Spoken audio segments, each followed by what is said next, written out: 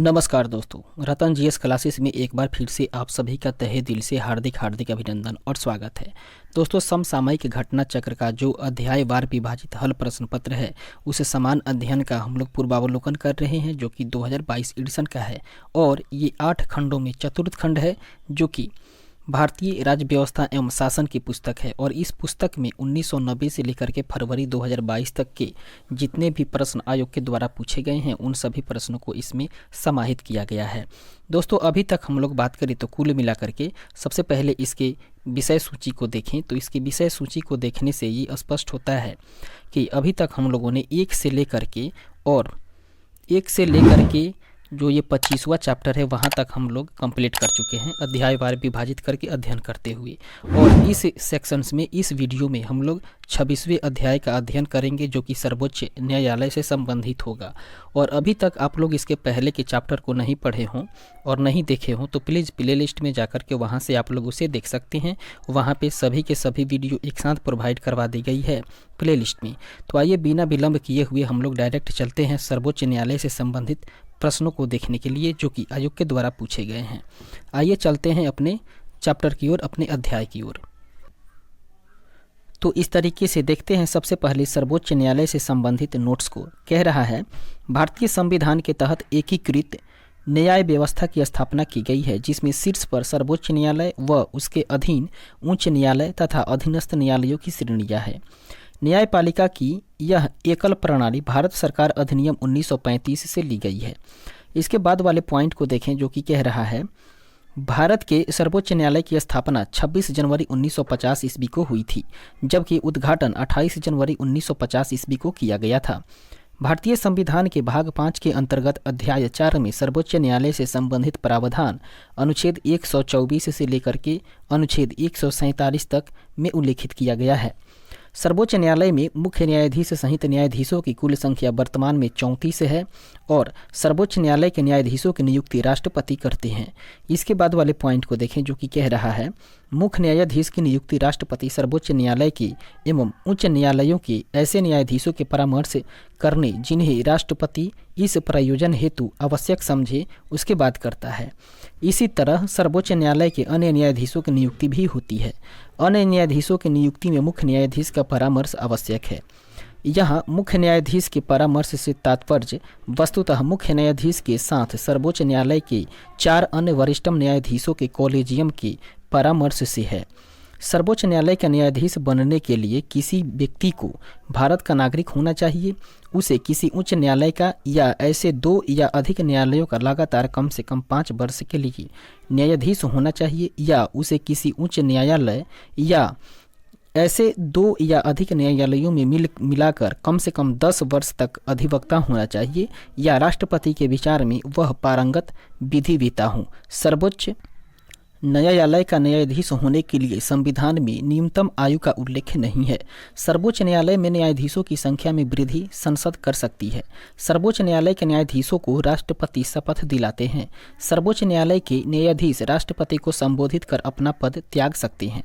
इसके बाद वाले पैराग्राफ को देखें, जो कि कह रहा है, अनुच्छेद 124(4) के अनुसार सर्वोच्च न्यायालय के किसी न्यायाधीश को उसके पद से तब तक नहीं हटाया जाएगा जब तक कि सिद्ध कदाचार या असमर्थता के आधार पर ऐसे हटाए जाने के लिए संसद के प्रत्येक सदन द्वारा अपने कुल सदस्य संख्या की बहुमत तथा उपस्थित और मत देने वाले सदस्यों के कम से कम 2/3 बहुमत द्वारा समर्थित समावेदन राष्ट्रपति के समक्ष उसी सत्र में रखे जाने पर राष्ट्रपति ने आदेश नहीं दे दिया है। इसके बाद कह रहा है, न्यायाधीश जांच अधिनियम 1968 में कुल मिलाकर 7 धाराएं हैं, जिसमें उच्चतम एवं उच्च न्यायालयों के न्यायाधीशों को पद से हटाए जाने हेतु समावेदन और उन पर लगाए गए कदाचार या असमर्थता के अभियोग की जांच एवं उसे सिद्ध करने की प्रक्रिया का विनिमय किया गया है। उच्चतम न्यायालय के न्यायाधीश को सेवानिवृत्ति की आयु 65 वर्ष है। सर्वोच्च न्यायालय के न्यायाधीश का वेतन संसद द्वारा निर्धारित होता है। सर्वोच्च न्यायालय के न्यायाधीश सेवानिवृत्ति के बाद भारत के किसी भी न्यायालय में वकालत नहीं कर सकते हैं। अनुच्छेद 127 के तहत सर्वोच्च न्यायालय के किसी सत्र के लिए न्यायाधीश को कोरम पूरा करने हेतु तदर्थ न्यायाधीशों की नियुक्ति की जाती है। आगे कह रहा है, अनुच्छेद 145(3) के तहत सर्वोच्च न्यायालय में संविधान के निर्वाचन से संबंधित मामले या राष्ट्रपति द्वारा अनुच्छेद 143 के तहत सर्वोच्च न्यायालय से मांगे गए परामर्श की सुनवाई के लिए न्यायाधीश की संख्या कम से कम 5 होनी चाहिए। इसे संविधान पीठ के रूप में अभिहित किया जाता है। दोस्तों, संविधान के अनुच्छेद 129 के अनुसार बात करें तो उच्चतम न्यायालय अभिलेख न्यायालय है तथा उसे अपने अवमान के लिए दंड देने की शक्ति है। अगला जो पॉइंट है वो कह रहा है, अभिलेख न्यायालय का अर्थ है कि इसके सभी निर्णयों का साक्षात्मक मूल्य होता है। इस तरीके से बात करें अनुच्छेद 131 के बारे में तो अनुच्छेद 131 के तहत केंद्र और राज्यों के बीच, 2 या अधिक राज्यों के बीच तथा भारत सरकार और किसी राज्य या राज्यों और दूसरी ओर 1 या अधिक अन्य राज्यों के बीच होने वाले विवादों का निर्णय करने की सर्वोच्च न्यायालय की शक्ति मूल अर्थात आरंभिक अधिकारिता के अंतर्गत आती है। अनुच्छेद 132 से 136 तक सर्वोच्च न्यायालय के अपीलीय क्षेत्राधिकार का उल्लेख किया गया है। भारतीय संविधान के अनुच्छेद 136 के अंतर्गत अपील के लिए उच्चतम न्यायालय की विशेष इजाज़त का प्रावधान है।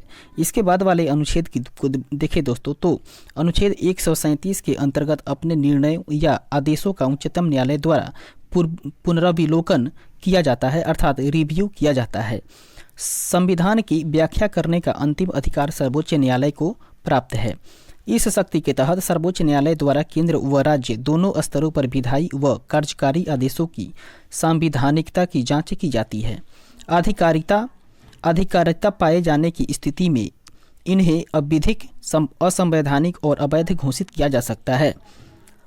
इसके बाद वाले पॉइंट को देखें जो कि कह रहा है, सर्वोच्च न्यायालय को भारतीय संविधान का संरक्षक तथा अभिभावक भी कहा गया है। अनुच्छेद 138 के तहत सर्वोच्च न्यायालय के अधिकार क्षेत्र को बढ़ाने का अधिकार संसद को है।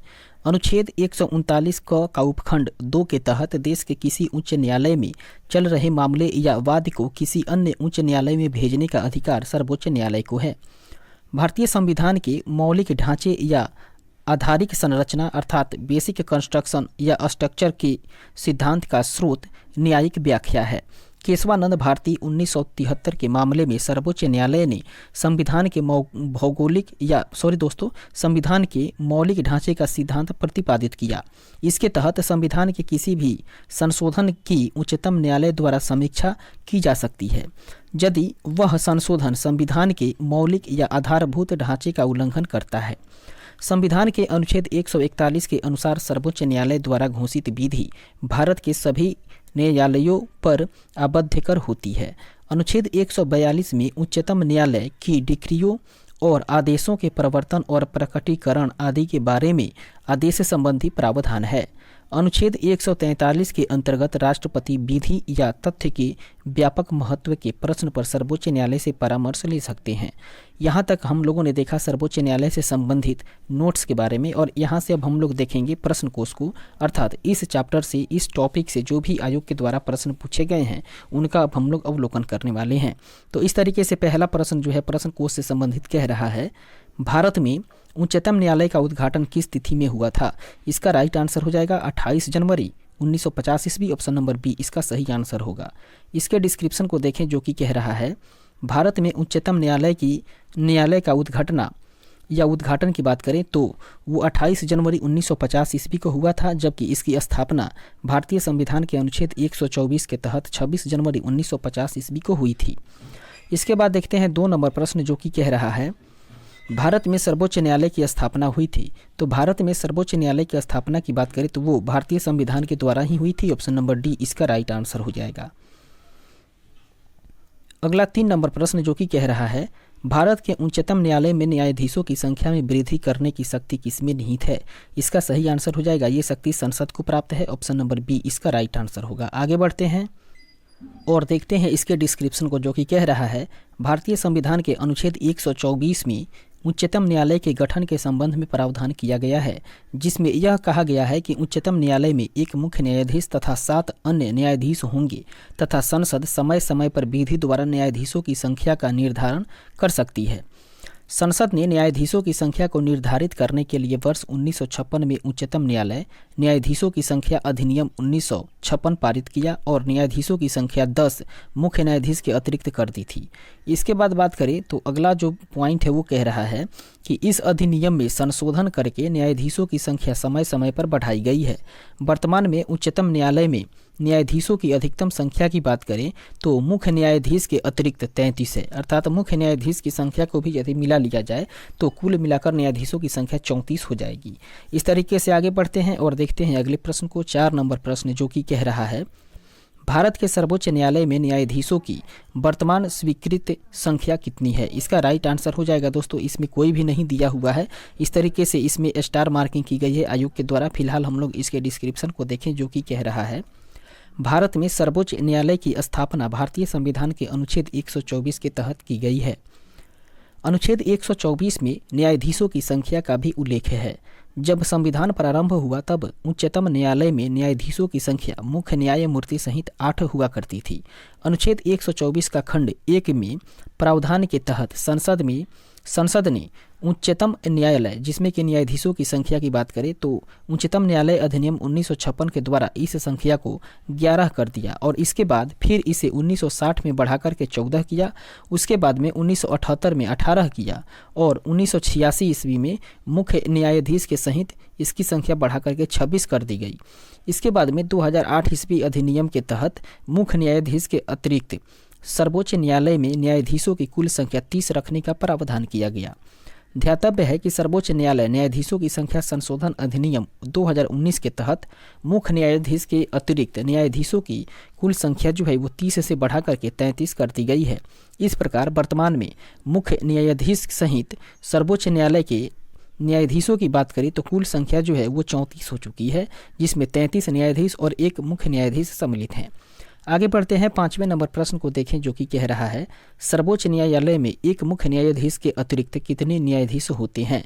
दोस्तों इसके लिए भी स्टार मार्किंग की गई है और हम लोग इसके डिस्क्रिप्शन को ऊपर देख चुके हैं। दोस्तों न्यायाधीशों की कुल संख्या की बात करें तो वो 34 हुआ करती है और कह रहा है कि सर्वोच्च न्यायालय में एक मुख्य न्यायाधीश के अतिरिक्त, यदि मुख्य न्यायाधीश के अतिरिक्त की बात करें तो 33 न्यायाधीश होते हैं और उसको सम्मिलित कर लिया जाए, मुख्य न्यायाधीश को सम्मिलित कर लिया जाए तो न्यायाधीशों की कुल संख्या 34 हो जाएगी। हम लोग ऊपर के प्रश्न में देख चुके हैं।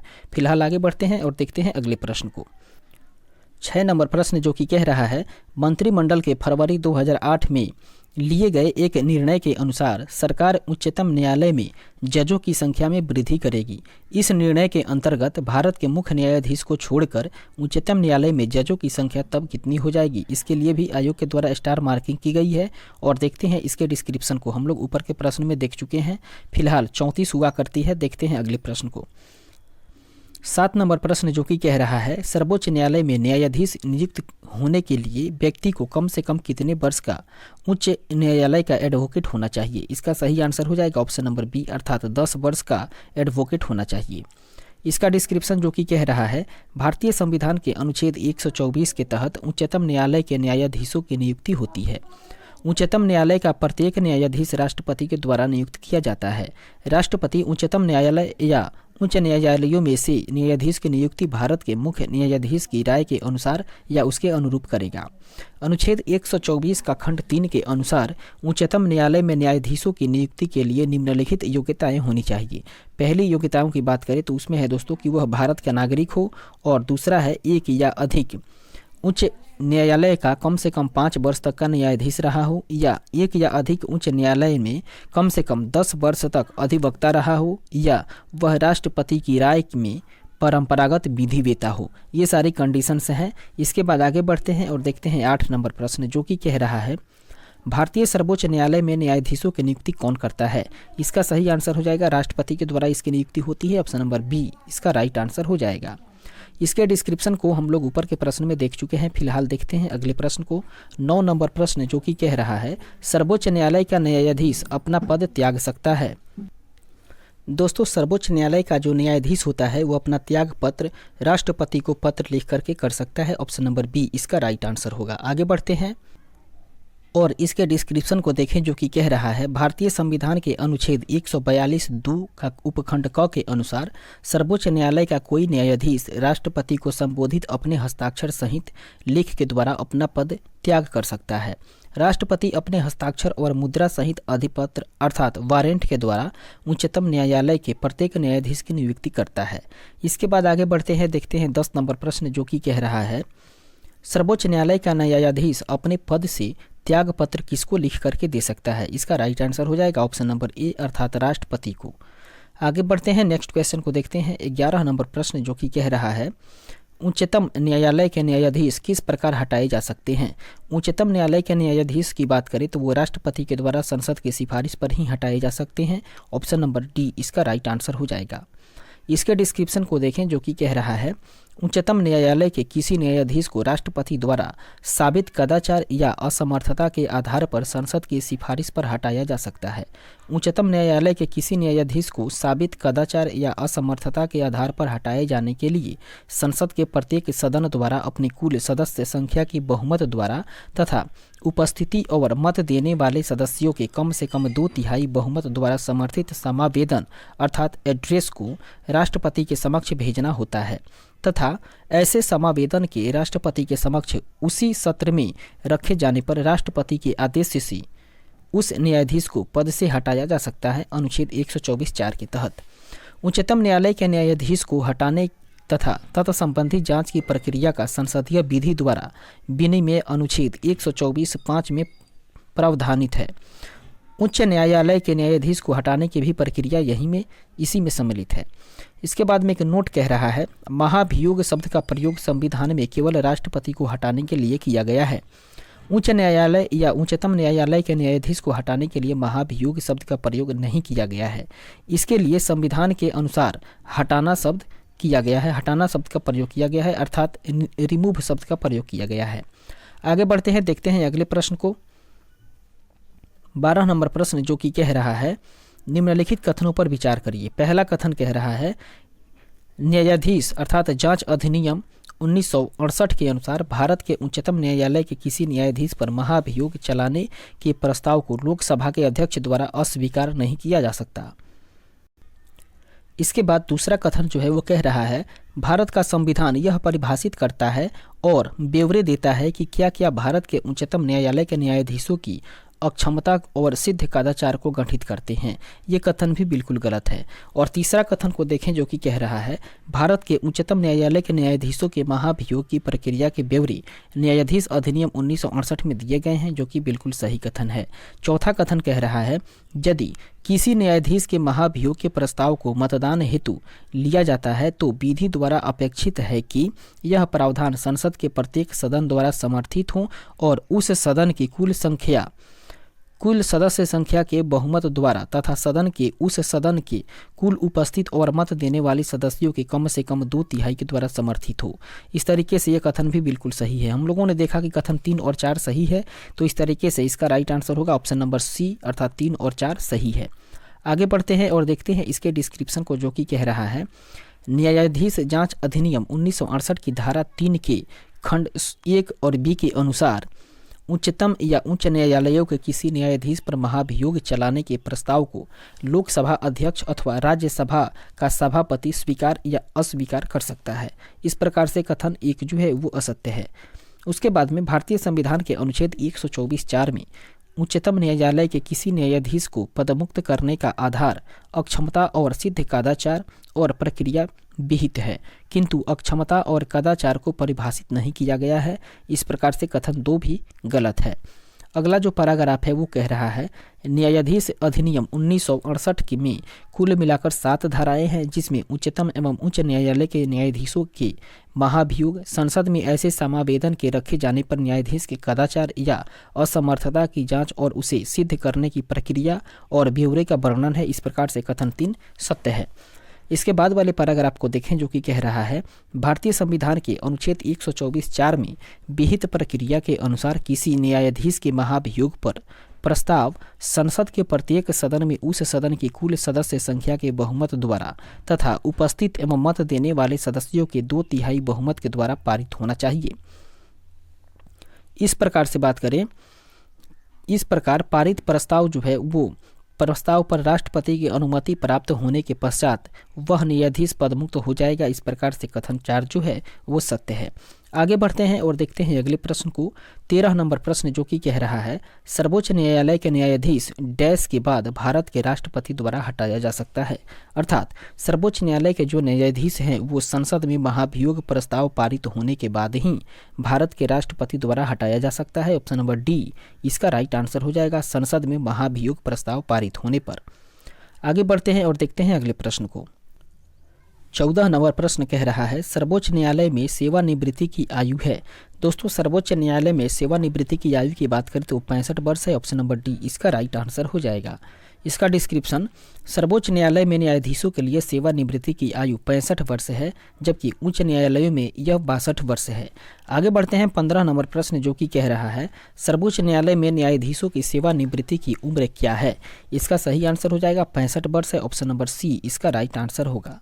आगे बढ़ते हैं और देखते हैं 16 नंबर प्रश्न जो कि कह रहा है उच्चतम न्यायालय के न्यायाधीशों का वेतन निर्धारण किया जाता है, वो किया जाता है दोस्तों संसद के द्वारा। ऑप्शन नंबर सी इसका राइट आंसर हो जाएगा। इसके डिस्क्रिप्शन को देखें जो कि कह रहा है भारतीय संविधान के अनुच्छेद 125(1) के तहत उच्चतम न्यायालय के न्यायाधीशों के वेतन का निर्धारण संसद द्वारा बनाई गई विधि के तहत किया जाता है।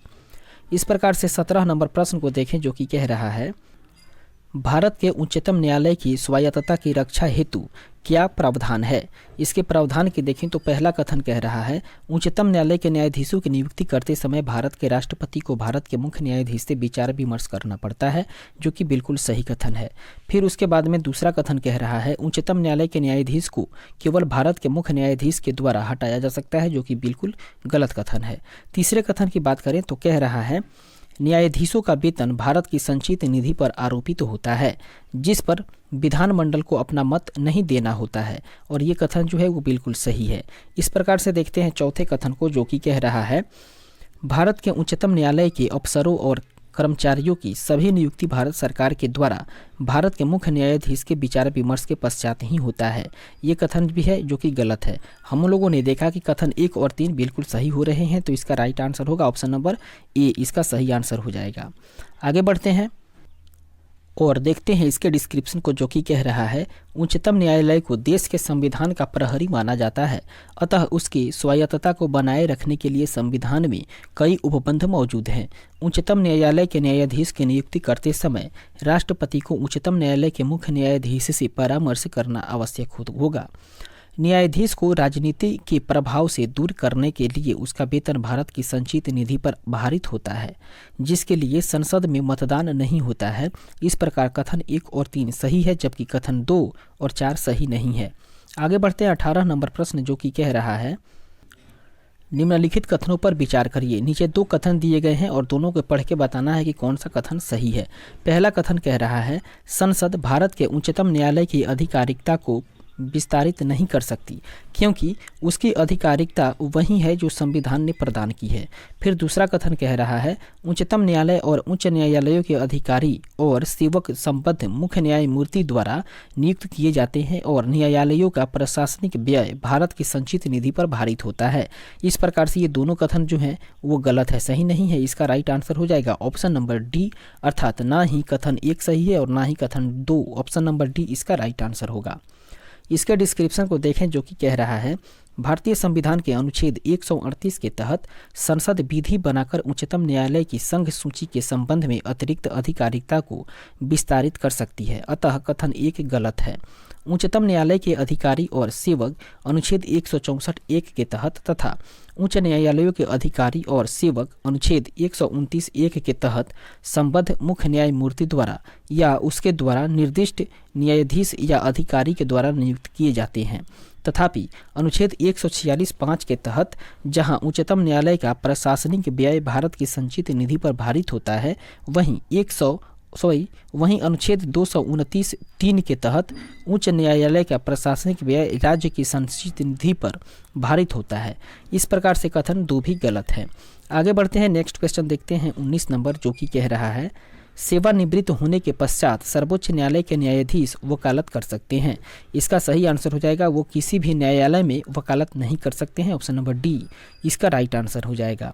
इसके डिस्क्रिप्शन को देखें जो कि कह रहा है संविधान के अनुच्छेद 124(7) के अनुसार सेवानिवृत्त होने के पश्चात सर्वोच्च न्यायालय के न्यायाधीश किसी भी न्यायालय में वकालत नहीं कर सकते हैं, जबकि अनुच्छेद 220 के अनुसार उच्च न्यायालय के न्यायाधीश सेवानिवृत्त होने के बाद उच्चतम न्यायालय में एवं अन्य उच्च न्यायालयों जिस उच्च न्यायालय में अस्थायी न्यायाधीश रह रहे हों उसमें नहीं में वकालत कर सकते हैं। इस तरीके से आगे बढ़ते हैं और देखते हैं अगले प्रश्न को।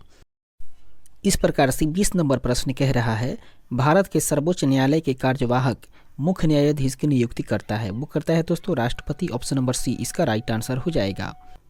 आगे बढ़ते हैं और देखते हैं इसके डिस्क्रिप्शन को जो कि कह रहा है अनुच्छेद 126 के अनुसार सर्वोच्च न्यायालय के कार्यवाहक मुख्य न्यायाधीश की नियुक्ति राष्ट्रपति के द्वारा की जाती है। ऐसा तब किया जाता है जब मुख्य न्यायाधीश का पद रिक्त हो अथवा वह अपने कर्तव्यों का निर्वहन करने में असमर्थ हो। आगे बढ़ते हैं, नेक्स्ट क्वेश्चन देखते हैं 21 नंबर प्रश्न जो कि कह रहा है भारत के कार्यवाहक मुख्य न्यायाधीश की नियुक्ति कौन करता है। इसकी नियुक्ति करता है दोस्तों राष्ट्रपति। ऑप्शन नंबर सी इसका राइट आंसर हो जाएगा। अगला प्रश्न देखते हैं 22 नंबर जो कि कह रहा है सर्वोच्च न्यायालय के न्यायाधीशों की नियुक्ति की जाती है राष्ट्रपति के द्वारा सर्वोच्च न्यायालय के मुख्य न्यायाधीश के परामर्श के साथ। ऑप्शन नंबर डी इसका राइट आंसर हो जाएगा। आगे बढ़ते हैं, इसके डिस्क्रिप्शन को देखें जो कि कह रहा है सर्वोच्च न्यायालय के न्यायाधीशों की नियुक्ति भारतीय संविधान के अनुच्छेद 124(2) के तहत राष्ट्रपति द्वारा सर्वोच्च न्यायालय के और राज्यों के उच्च न्यायालयों के ऐसे न्यायाधीशों से परामर्श के पश्चात जिनसे राष्ट्रपति इस प्रायोजन के लिए परामर्श करना आवश्यक समझे की जाती है। परंतु मुख्य न्यायमूर्ति से भिन्न किसी न्यायाधीश की नियुक्ति की स्थिति में मुख्य न्यायमूर्ति से परामर्श आवश्यक है। वर्ष 1993 ईस्वी में दिए गए एक निर्णय में सर्वोच्च न्यायालय ने इस संबंध में मुख्य न्यायाधीश की सलाह सर्वोच्च न्यायालय के 2 अन्य वरिष्ठ न्यायाधीशों के साथ संरक्षित कॉलेजियम की सलाह को राष्ट्रपति के लिए बाध्यकारी बना दिया। इसके बाद वाले पॉइंट को देखें जो कि कह रहा है वर्ष 1998 में मुख्य न्यायाधीश की सलाह को व्याख्यायित करते हुए मुख्य न्यायाधीश के साथ सर्वोच्च न्यायालय के 4 अन्य वरिष्ठ न्यायाधीशों के कॉलेजियम अर्थात मंडल का परामर्श लिखित आवश्यक होने का निर्णय दिया गया। साथ ही राष्ट्रपति को इस अनुशंसा को पुनर्विचार हेतु सर्वोच्च न्यायालय को वापस भेजने की छूट दी गई, परंतु पुनर्विचार के बाद भी पुनः वही नाम प्रस्तावित किए जाने पर राष्ट्रपति उसे स्वीकृत करने के लिए बाध्य हैं। इस प्रकार से 23 नंबर प्रश्न जो कि कह रहा है भारत के सर्वोच्च न्यायालय ने किस वर्ष में न्यायाधीशों की नियुक्ति के लिए कॉलेजियम व्यवस्था को अपनाया था। 1993 ईस्वी। ऑप्शन नंबर ए इसका राइट आंसर हो जाएगा। इसके डिस्क्रिप्शन को देखें जो कि कह रहा है भारत में सर्वोच्च न्यायालय ने उच्चतम न्यायाधीशों की नियुक्ति एवं स्थानांतरण के लिए वर्ष 1993 ईस्वी में कॉलेजियम व्यवस्था को अपनाया। वर्ष 1993 में supreme court advocates on records association बनाम यूनियन ऑफ इंडिया मामले में सर्वप्रथम उच्चतम न्यायालय द्वारा न्यायाधीशों के लिए नियुक्ति के लिए कॉलेजियम की स्थापना का निर्णय दिया गया। इस निर्णय के तहत मुख्य न्यायाधीश के साथ सर्वोच्च न्यायालय के 2 अन्य वरिष्ठ न्यायाधीशों का कॉलेजियम अर्थात मंडल द्वारा निर्धारित किया गया। इसके बाद में दोस्तों 1998 ईस्वी में विस्तारित करके मुख्य न्यायाधीश के साथ सर्वोच्च न्यायालय के 4 अन्य वरिष्ठ न्यायाधीशों से संरचित कर दिया गया। इसके बाद आगे बढ़ते हैं और देखते हैं अगले प्रश्न को। 24 नंबर प्रश्न जो कि कह रहा है सर्वोच्च न्यायालय के उस मंडल में जो सर्वोच्च न्यायालय में जजों की नियुक्ति की अनुशंसा से संबंधित है उसमें सर्वोच्च न्यायालय के मुख्य न्यायाधीश के अतिरिक्त कुछ अन्य वरिष्ठ न्यायाधीश होते हैं और ऐसे अन्य न्यायाधीश जो इस मंडल के सदस्य होते हैं उनकी संख्या है 4। ऑप्शन नंबर बी इसका राइट आंसर हो जाएगा।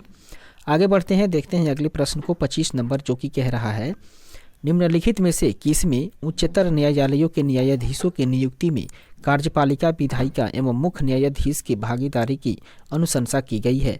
वो की गई है द्वितीय प्रशासनिक सुधार आयोग द्वितीय प्रशासनिक सुधार आयोग। ऑप्शन नंबर सी इसका राइट आंसर हो जाएगा। इस तरीके से इसके डिस्क्रिप्शन को देखें जो कि कह रहा है द्वितीय प्रशासनिक सुधार आयोग के द्वारा उच्चतर या उच्चतम न्यायालय प्लस उच्च न्यायालय के न्यायाधीशों की नियुक्ति में कार्यपालिका विधायिका एवं मुख्य न्यायाधीश की भागीदारी की अनुशंसा की गई थी। इस आयोग का गठन 31 अगस्त 2005 ईस्वी को वीरप्पा मोइली की अध्यक्षता में किया गया था। अगले प्रश्न को देखें 26 नंबर, जो कि कह रहा है भारत के सर्वोच्च न्यायालय में निम्नलिखित में से किस प्रकार के न्यायाधीश या न्यायाधीशों की नियुक्ति की जा सकती है। पहला है तदर्थ न्यायाधीश, दूसरा है अतिरिक्त न्यायाधीश। इस तरीके से इसका सही आंसर हो जाएगा ऑप्शन नंबर ए, अर्थात केवल एक सही है और दो गलत है। इसके डिस्क्रिप्शन को देखें, जो कि कह रहा है भारतीय संविधान के अनुच्छेद 127(1) के तहत यदि किसी समय भारत के सर्वोच्च न्यायालय के सत्र को आयोजित करने या चालू रखने के लिए उस न्यायालय के न्यायाधीश की गणपूर्ति अर्थात कोरम प्राप्त न हो तो भारत के मुख्य न्यायमूर्ति द्वारा राष्ट्रपति की पूर्व सहमति से और संविधित उच्च न्यायालय के मुख्य न्यायाधीश से परामर्श के बाद उस उच्च न्यायालय के किसी न्यायाधीश को जो सर्वोच्च न्यायालय का न्यायाधीश नियुक्त होने के लिए पात्र हो, उसको सर्वोच्च न्यायालय में तदर्थ न्यायाधीश के रूप में नामित किया जा सकता है। तदर्थ न्यायाधीशों की नियुक्ति संबंधी प्रावधान केवल सर्वोच्च न्यायालय के संदर्भ में है, अन्य न्यायालयों के लिए नहीं है। दूसरी ओर अपर या अतिरिक्त और कर्मचारी न्यायाधीशों की नियुक्ति संविधान के अनुच्छेद 224 के तहत उच्च न्यायालयों में की जा सकती है, सर्वोच्च न्यायालय में नहीं। इस तरीके से आगे बढ़ते हैं और देखते हैं 27 नंबर प्रश्न, जो कि कह रहा है सर्वोच्च न्यायालय में तदर्थ न्यायाधीशों की नियुक्ति होती है जब न्यायालय के किसी सत्र के लिए न्यायाधीशों को कोरम नहीं होता है। इस तरीके से ऑप्शन नंबर डी इसका राइट आंसर हो जाएगा।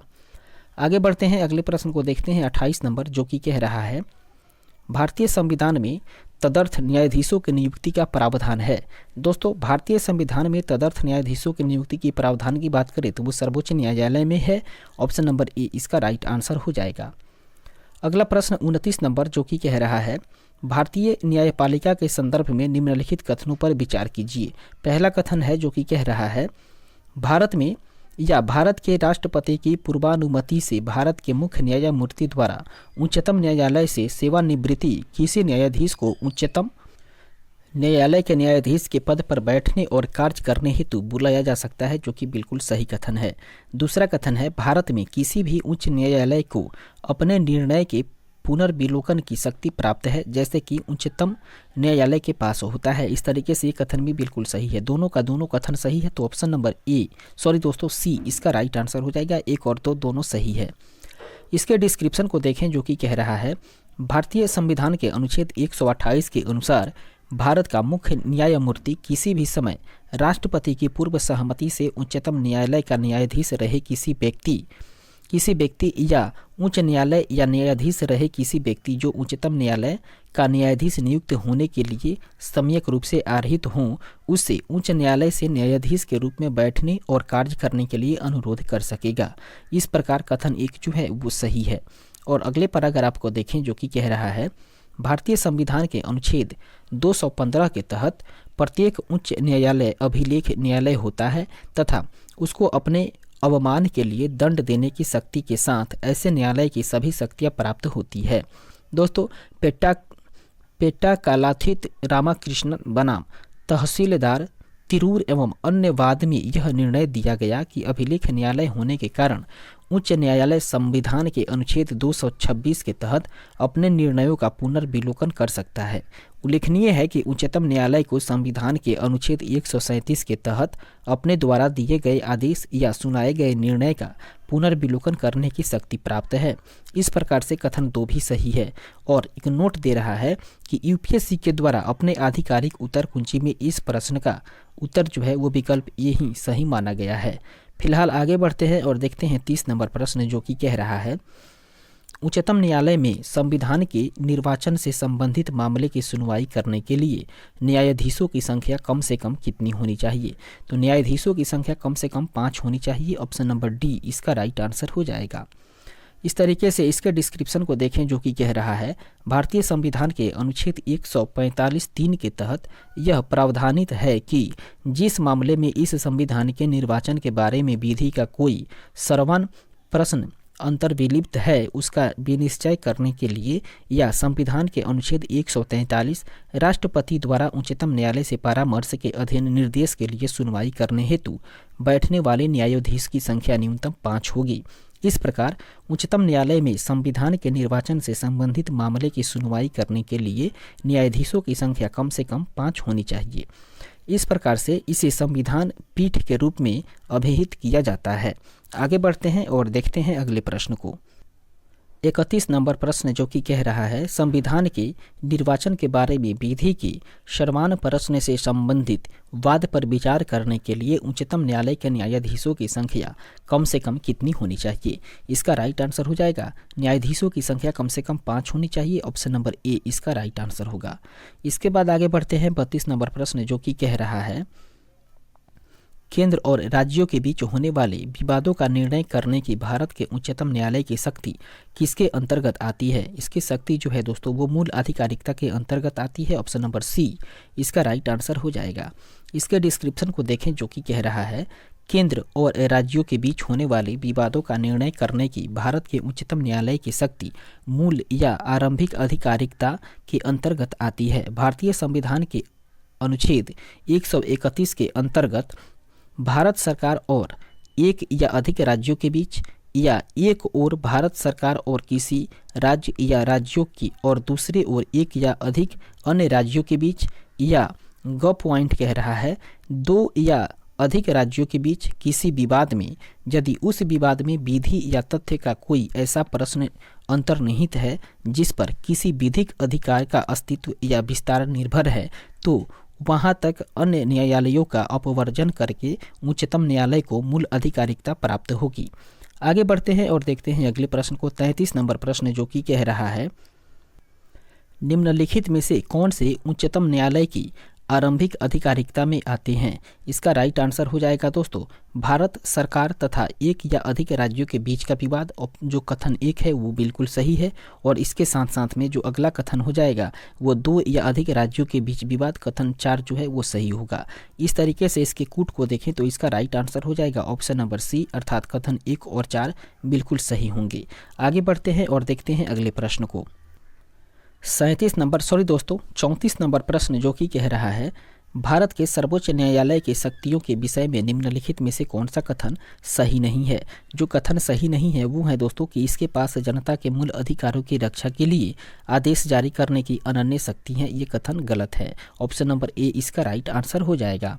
इसके बाद आगे बढ़ते हैं और देखते हैं इसके डिस्क्रिप्शन को जो कि कह रहा है, सर्वोच्च न्यायालय नागरिकों के मौलिक अधिकारों के हनन पर अनुच्छेद 32 के अधीन रीट जारी कर सकता है। हालांकि यह सर्वोच्च न्यायालय की अनन्य शक्ति नहीं है। उच्च न्यायालयों को भी अनुच्छेद 226 के तहत मूल अधिकारों की रक्षा के लिए आदेश जारी करने की शक्ति प्राप्त है। इस प्रकार से अन्य जो सभी विकल्प हैं वो बिल्कुल सही है। 35 नंबर प्रश्न जो कि कह रहा है, निम्नलिखित में से कौन सा कथन 1 सही नहीं है? जो कथन सही नहीं है वो है दोस्तों, सर्वोच्च न्यायालय कोर्ट मार्शल को छोड़ करके अन्य किसी भी उच्च न्यायालय या अदालतों की सुनवाई कर सकता है। ऑप्शन नंबर सी इसका राइट आंसर होगा। आगे बढ़ते हैं और देखते हैं इसके डिस्क्रिप्शन को जो कि कह रहा है, सशस्त्र सेना न्यायाधिकरण अधिनियम 2007 के प्रावधान के अनुसार कोर्ट मार्शल की अपील सर्वोच्च न्यायालय में की जा सकती है। आगे बढ़ते हैं 36 नंबर प्रश्न जो कि कह रहा है, भारत का सर्वोच्च न्यायालय एक अभिलेख न्यायालय है।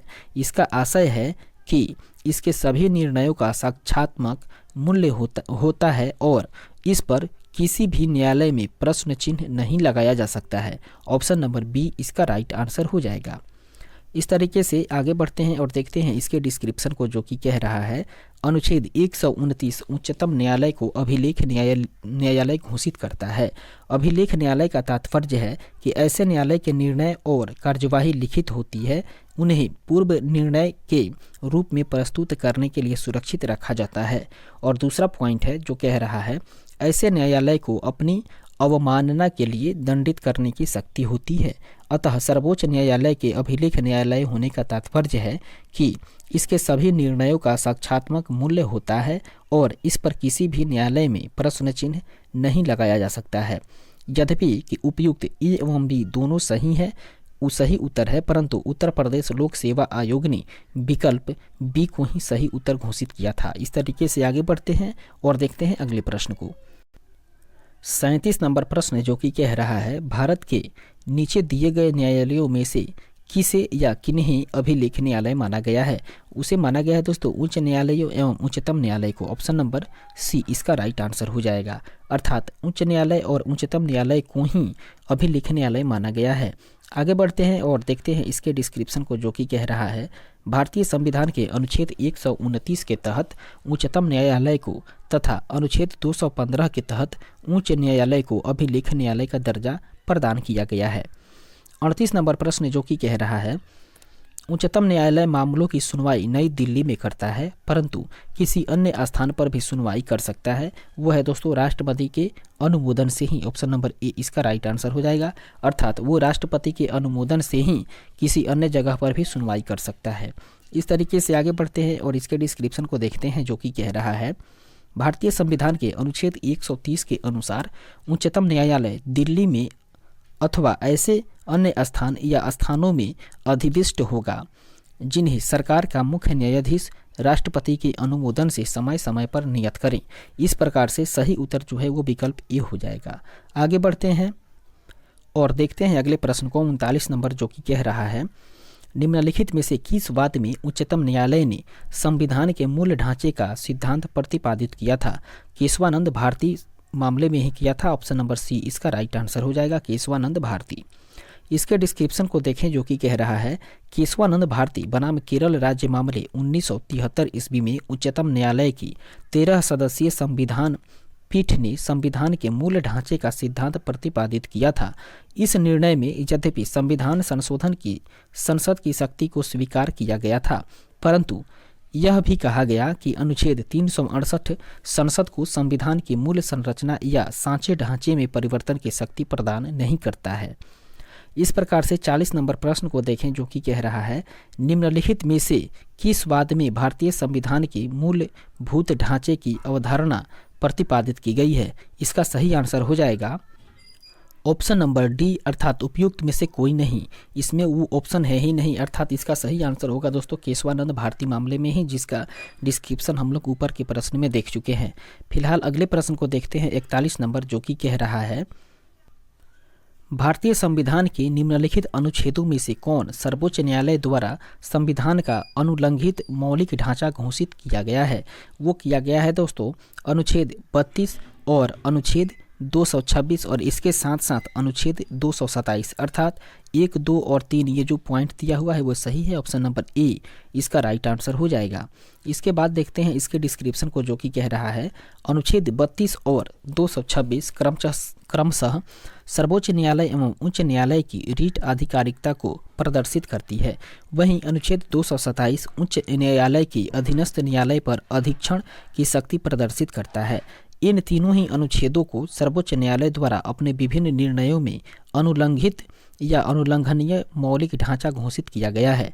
इसके बाद 42 नंबर प्रश्न को देखते हैं, जो कि कह रहा है भारत में संविधान की मूल संरचना अर्थात बुनियादी ढांचा के सिद्धांत का स्रोत क्या है?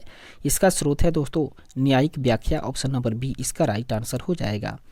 इसके डिस्क्रिप्शन को देखें, जो कि कह रहा है केशवानंद भारती बनाम भारत संघ के बाद में न्यायमूर्ति सीकरी ने संविधान की मूल संरचना अर्थात बुनियादी ढांचा के सिद्धांत की व्याख्या की थी, जिसका अनुमोदन मिनर्वा मिल्स के बाद में भी किया गया है। अतः स्पष्ट है कि उपयुक्त सिद्धांत का स्रोत जो है वो न्यायिक व्याख्या है।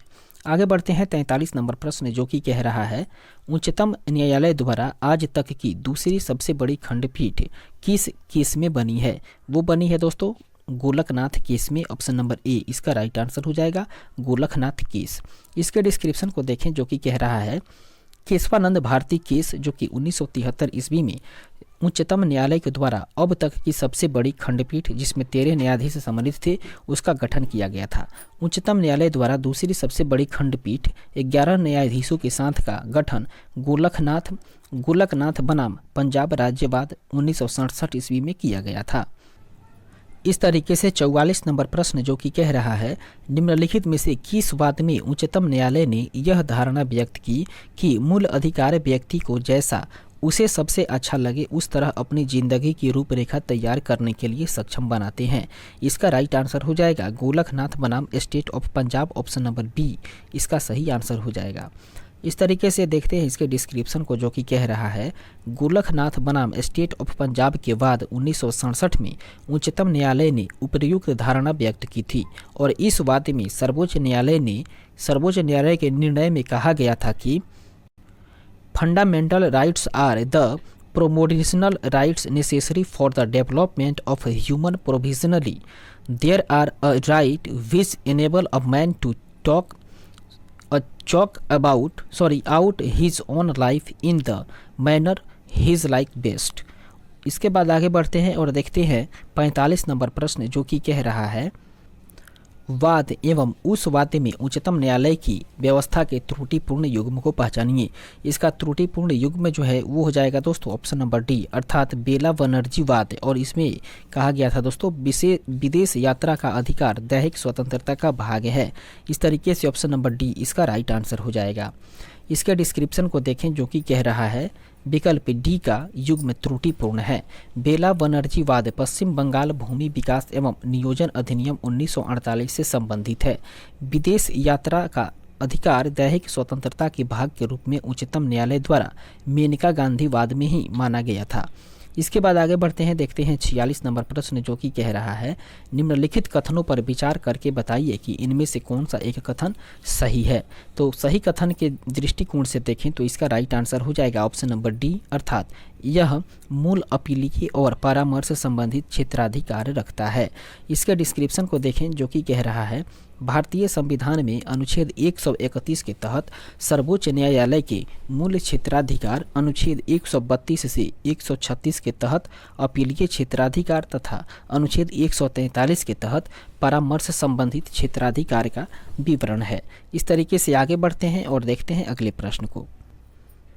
47 नंबर प्रश्न, जो कि कह रहा है भारतीय संविधान का कौन सा अनुच्छेद संवैधानिक विवाद में सर्वोच्च न्यायालय के अपीलीय क्षेत्राधिकार से संबंधित है। इसका राइट आंसर हो जाएगा ऑप्शन नंबर सी, अर्थात अनुच्छेद 134 ए को मिलाकर अनुच्छेद 132 को पढ़ना।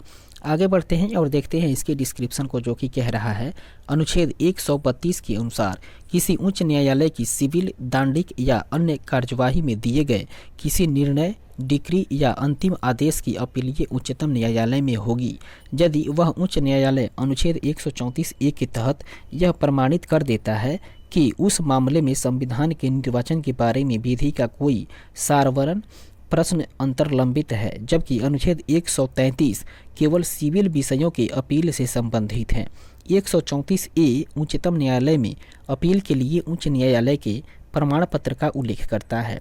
इस प्रकार से संवैधानिक जो विकास है उसमें अनुच्छेद 134 ए को अनुच्छेद 132 के साथ मिलाकर के पढ़ने से सर्वोच्च न्यायालय के अपीलीय क्षेत्राधिकार का सृजन होता है। आगे बढ़ते हैं और देखते हैं अगले प्रश्न को। 48 नंबर प्रश्न, जो कि कह रहा है संविधान की व्याख्या से संबंधित सभी वाद सर्वोच्च न्यायालय के पास लाए जा सकते हैं इसके अपीलीय क्षेत्राधिकार के अंतर्गत। ऑप्शन नंबर बी इसका राइट आंसर हो जाएगा। इसके डिस्क्रिप्शन को देखें, जो कि कह रहा है उच्चतम न्यायालय भारत के राज्य क्षेत्र में सभी न्यायालयों से अपील का सर्वोच्च न्यायालय है। उच्चतम न्यायालय की अपीलीय अधिकारिकता को निम्न शर्तों में विभाजित किया जा सकता है। पहला है संविधान के निर्वाचन के मामले अनुच्छेद 132 में, सिविल मामले जिसमें संवैधानिक प्रश्न चाहे हो या नहीं अनुच्छेद 133 के अनुसार। वहीं तीसरा पॉइंट है आपराधिक या दांडिक मामले जिसमें संवैधानिक प्रश्न चाहे हो या नहीं अनुच्छेद 134 के तहत। चौथा है जो दोस्तों वो कह रहा है विशेष इजाज़त से अपील अनुच्छेद 136 के तहत। अतः संविधान की व्याख्या से संबंधित सभी विवाद सर्वोच्च न्यायालय के पास इसके अपीलीय क्षेत्राधिकार के अंतर्गत लाई जा सकते हैं। इसके बाद आगे बढ़ते हैं और देखते हैं 49 नंबर प्रश्न, जो कि कह रहा है भारत में सुधारात्मक याचिका उच्चतम न्यायालय में निम्न अनुच्छेद के अंतर्गत दाखिल की जा सकती है। वो किया जा सकता है दोस्तों अनुच्छेद 142 के अंतर्गत। ऑप्शन नंबर सी इसका राइट आंसर होगा। इस तरीके से आगे बढ़ते हैं। इस तरीके से इसका डिस्क्रिप्शन, जो कि कह रहा है रूपा अशोक हुर्रा बनाम अशोक हुर्रा एवं अन्य 2002-4 SCC 1988 के बाद में उच्चतम न्यायालय द्वारा दिए गए निर्णय के अनुसार संविधान के अनुच्छेद 137 एवं अनुच्छेद 142 के तहत किसी वाद या विषय में पूर्ण न्याय करने के संदर्भ में उच्चतम न्यायालय में सुधारात्मक याचिका दाखिल की जा सकती है। यह याचिका सर्वोच्च न्यायालय के किसी अंतिम निर्णय के पश्चात उसकी समीक्षा याचिका के खारिज किए जाने के बाद दाखिल की जा सकती है। संविधान के अनुच्छेद 137 के तहत उच्चतम न्यायालय को संसद द्वारा बनाई गई किसी विधि या अनुच्छेद 145 के अधीन बनाए गए नियमों के तहत रखते हुए अपने द्वारा सुनाए गए निर्णय या दिए गए आदेश का पुनर्विलोकन करने तथा उसे परिवर्तित करने की शक्ति प्राप्त है। आगे बढ़ते हैं और देखते हैं 50 नंबर प्रश्न, जो कि कह रहा है संविधान का कौन सा अनुच्छेद उच्चतम न्यायालय को उसके द्वारा दिए गए निर्णय अथवा आदेश के पुनर्विलोकन हेतु अधिकृत करता है। वो अनुच्छेद है दोस्तों 137, ऑप्शन नंबर ए इसका राइट आंसर होगा। इसके बाद आगे बढ़ते हैं और देखते हैं 51 नंबर प्रश्न को, जो कि कह रहा है उच्चतम न्यायालय द्वारा सुनाए गए निर्णय या दिए गए आदेश के पुनर्विलोकन के बारे में निम्नलिखित में से कौन सा कथन सही है। सही कथन हो जाएगा दोस्तों उच्चतम न्यायालय को अपने द्वारा सुनाए गए निर्णय या दिए गए आदेश का पुनर्विलोकन करने की शक्ति प्राप्त है। ऑप्शन नंबर बी इसका राइट आंसर हो जाएगा। इस तरीके से आगे बढ़ते हैं और देखते हैं अगले प्रश्न को, 52 नंबर प्रश्न, जो कि कह रहा है भारत के सर्वोच्च न्यायालय के निर्णय के संबंध में निम्नलिखित में से क्या सही है। सही की बात करें दोस्तों तो इसका राइट आंसर हो जाएगा ऑप्शन नंबर ए, अर्थात सर्वोच्च न्यायालय को अपने निर्णय को परिवर्तित करने का अधिकार है। आगे बढ़ते हैं और देखते हैं अगले प्रश्न को, 53 नंबर प्रश्न, जो कि कह रहा है भारत के संविधान के संदर्भ में सामान्य विधियों के अंतर्विष्ट प्रतिषेध अथवा निर्बंध अथवा उपबंध अनुच्छेद 142 के अधीन संवैधानिक शक्तियों पर प्रतिषेध अथवा निर्बंध के तहत कार्य नहीं कर सकते। निम्नलिखित में से कौन सा एक इसका अर्थ हो सकता है। वो हो सकता है दोस्तों भारत का उच्चतम न्यायालय अपनी शक्तियों के प्रयोग में संसद द्वारा निर्मित विधियों से बाध्य नहीं होता है। ऑप्शन नंबर बी इसका राइट आंसर हो जाएगा। आगे बढ़ते हैं और देखते हैं इसके डिस्क्रिप्शन को, जो कि कह रहा है भारतीय संविधान के अनुच्छेद 142 में प्रावधानित है कि उच्चतम न्यायालय अपने अधिकारिकता का प्रयोग करते हुए ऐसी डिक्री पारित कर सकेगा या ऐसे आदेश कर सकेगा जो उसके समक्ष लंबित किसी वाद या विषय में पूर्ण न्याय करने के लिए आवश्यक हों, और इस प्रकार पारित डिक्री या किया गया आदेश भारत के राज्य क्षेत्र में सर्वत्र ऐसी रीति से जो संसद द्वारा बनाई गई किसी विधि के द्वारा या उसके अधीन विहित की जाए, और जब तक इस निमित्त इस प्रकार उपबंध नहीं किया जाता है तब तक ऐसी रीति से जो राष्ट्रपति आदेश द्वारा विहित करे परिवर्तनीय होगा। इसके बाद दोस्तों बात करें तो इसी अनुच्छेद का अवलंब लेते हुए उच्चतम न्यायालय ने भोपाल गैस त्रासदी से संबंधित यूनियन कार्बाइड मामले में पीड़ितों के लिए $470 मिलियन का मुआवजा निर्धारित करने के साथ स्पष्ट किया कि सामान्य विधियों से अंतर्विष्ट प्रतिषेध अथवा निर्बंध या उपबंध अनुच्छेद 142 के अधीन संवैधानिक शक्तियों पर प्रतिषेध या निर्बंध की तरह कार्य नहीं कर सकते। इस संदर्भ में यह अर्थ निकाला जा सकता है कि भारत का उच्चतम न्यायालय अपने शक्तियों के प्रयोग में संसद या राज्य विधायिकाओं के द्वारा निर्मित विधियों से बाध्य नहीं होता है। अगला प्रश्न देखते हैं 54 नंबर, जो कि कह रहा है भारत में न्यायिक पुनरीक्षण का अर्थ है। दोस्तों भारत में न्यायिक पुनरीक्षण की बात करें तो विधियों और कार्यपालिक आदेशों को संवैधानिकता के विषय में प्रख्यापन करने का न्यायपालिका का अधिकार। ऑप्शन नंबर ए इसका राइट आंसर हो जाएगा। इसके बाद आगे बढ़ते हैं और देखते हैं इसके डिस्क्रिप्शन को, जो कि कह रहा है भारत में सर्वोच्च न्यायालय को न्यायिक पुनरीक्षण की शक्ति प्राप्त है। इसके तहत केंद्र व राज्य दोनों स्तरों पर विधायी और कार्यपालिक आदेशों की संवैधानिकता की जांच की जा सकती है। सर्वोच्च न्यायालय द्वारा अधिकारिकता पाए जाने पर उन्हें असंवैधानिक अथवा अवैध और उस स्तर पर शून्य घोषित किया जा सकता है जिस स्तर तक वह संविधान का उल्लंघन करता हो। संविधान के विभिन्न अनुच्छेद जैसे कि अनुच्छेद 13, 32, 131 से लेकर के 136, उसके बाद में 143, 145, 226, 227, 245, 246 तथा 372 आदि के उपबंध प्रत्यक्ष या अप्रत्यक्ष रूप से न्यायिक पुनरीक्षण की शक्ति प्रदान करते हैं। इसके बाद आगे बढ़ते हैं 55 नंबर प्रश्न, जो कि कह रहा है न्यायिक पुनरीक्षण का अर्थ यह है कि सर्वोच्च न्यायालय राज्य के किसी भी कानून को अवैध घोषित कर सकता है। ऑप्शन नंबर डी इसका राइट आंसर हो जाएगा। राज्य के किसी भी कानून को अवैध घोषित कर सकता है। आगे बढ़ते हैं और देखते हैं अगले प्रश्न को। 56 नंबर प्रश्न जो कि कह रहा है न्यायिक पुनर्विलोकन में न्यायालय को निम्नलिखित अधिकार है। अर्थात न्यायिक पुनर्विलोकन में न्यायालय को जो है वो यदि कानून या आदेश संविधान के विपरीत हों तो उसे असंवैधानिक घोषित करने का अधिकार है। ऑप्शन नंबर ए इसका राइट आंसर हो जाएगा। इसके बाद आगे बढ़ते हैं, देखते हैं 57 नंबर प्रश्न जो कि कह रहा है निम्नलिखित कथनों पर विचार कीजिए। पहला कथन है भारत का संविधान अपने मूल ढांचे को संघवाद, पंथ निरपेक्षता, मूल अधिकारों तथा लोकतंत्र के रूप में परिभाषित करता है।